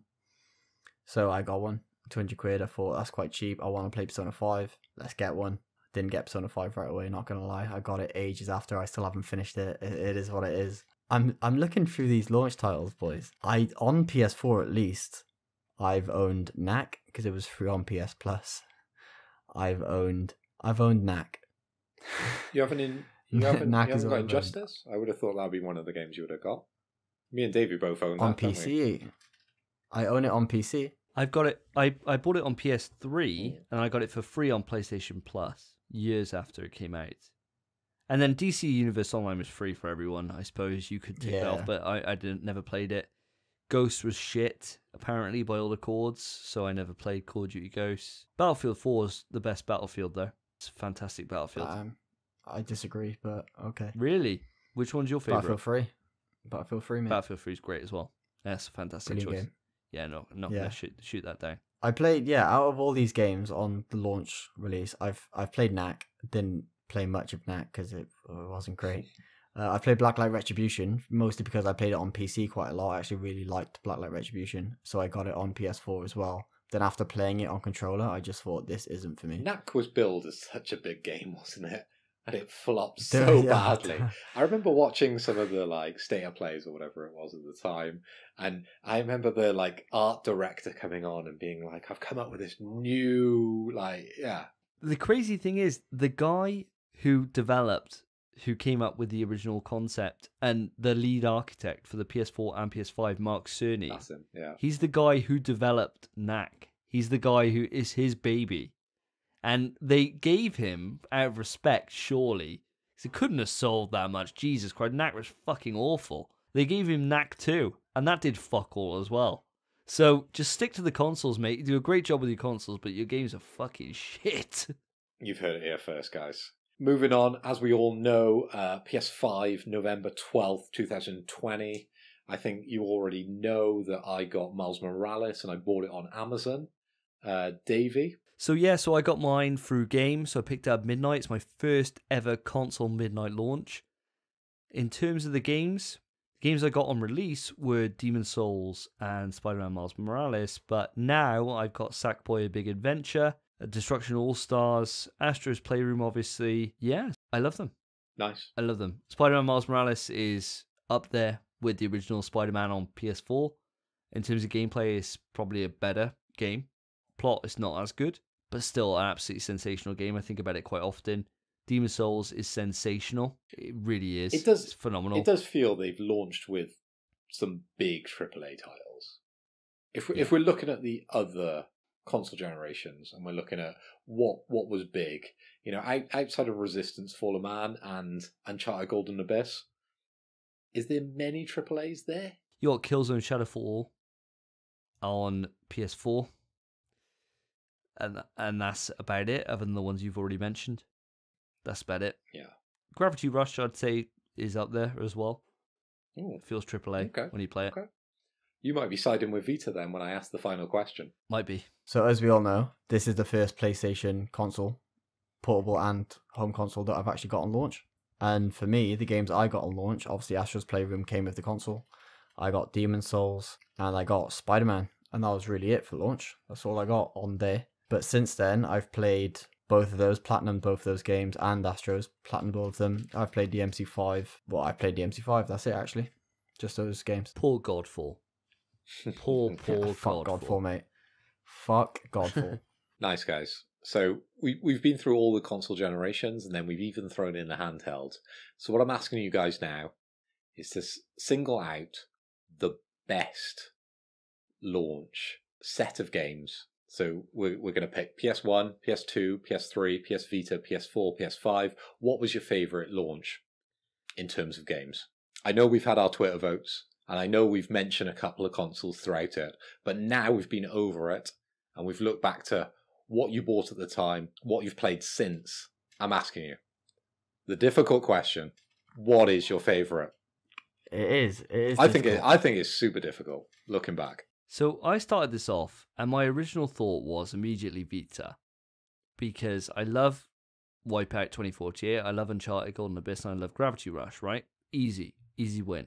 PS5 has got a sensational launch period, but the PS4 is broken, in my opinion.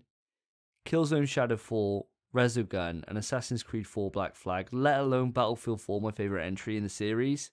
Unfortunately, as much as I don't want to, I've got to give it to PS4.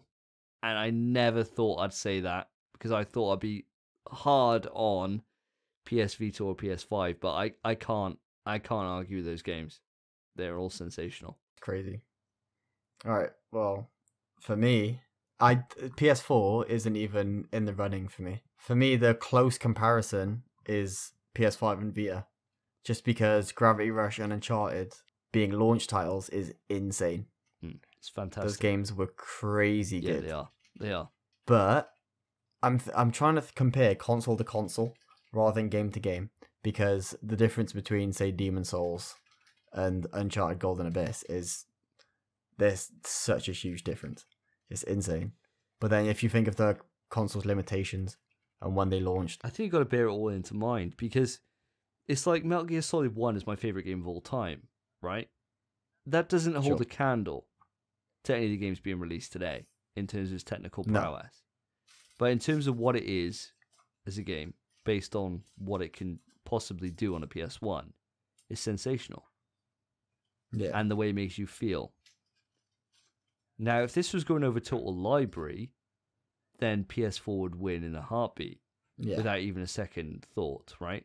This is just launch period in terms of just comparing games. You are comparing games, not the system, because the PS5 is obviously the best out of all of them. Yeah, of course. But you try correlate the game to the system. Yes, you know what I mean? yeah, I get you. But even with that being said, for me personally, very personally, because this is the first game I've had on launch as well, especially, I still have to give it to PS5, just because Demon Souls, breathtaking game, breathtaking. Honestly, it's second place for me. It's PS5. Yeah. Because Astros is phenomenal, Spider-Man's phenomenal. Again, DMC5, granted I didn't get it on launch, but I've played it since on PS5, and it is amazing. It's a great launch. It is a great launch for a console. Yeah, superb. What about you, Phil? I've asked this question, and I think it's probably one of the hardest questions I've asked on the podcast to date. It is, I've chopped and changed over all the different console generations, and I've weighed it up. And the way I've looked at this now is that when I was buying a PS1 or a PS2 or a PS3, a lot of those game decisions were more down to, I suppose, my dad really than anything else, you know, because if he had the money, he was able to buy me more games at the time. You know, now looking at the PS4 and the PS5, that's down to my, you know, financial availability. But what I'm looking at this now, I'm taking all the list and I'm thinking, if I had the money at the time, which console generation would I want to jump into? And for me, because of the variety, I'm going to stick with PS2. There was 29 games on launch. Yeah. Like, I mean, there's so much there for you to dig into, right? I suppose the thing is then, all we can agree on is that PS1 and PS3 have the weakest launch lineups then. Well, no one said Vita either, did they? We all were fucking close on Vita though. yeah, Vita is close. Just Uncharted and Gravity Rush are too good. But if you look at PS3, you've got Resistance Fallen Man, and that's huge. Look. I would say that's much bigger than PS2 and PS1. That's about it. It's a fucking weak list. PS3 is horrendous. I think PS3 is the weakest list out of the lot. Oh, well, that was PS1. PS1 had Rayman. Alright, yeah, PS1 at the bottom, PS3 second, and then 2, 4, and 5 joint for first with Vita as a second place. Audience, we're going to leave this up to you. Write into the podcast. Let us know what you think. Write into the email pswetrust@gmail.com, and you guys will be the deciding vote on this. We've had the Twitter vote. It's up to you to settle it between PS2, PS4, PS5. And that's about it for this episode of In PS We Trust. Thank you ever so much for listening. I'm Davey. I'm Phil. And I'm Spencer. Take care, guys. Peace. In PS We Trust is hosted by Davey, Phil, and Spencer. You can write into the show via our email, pswetrust@gmail.com. Our Twitter is @InPSWeTrust. To find each of us online, follow our Twitters, @SSJDavey, @PhilipHoy, @SpenPie_. Thank you for listening. Take care of yourselves, take care of each other. See ya.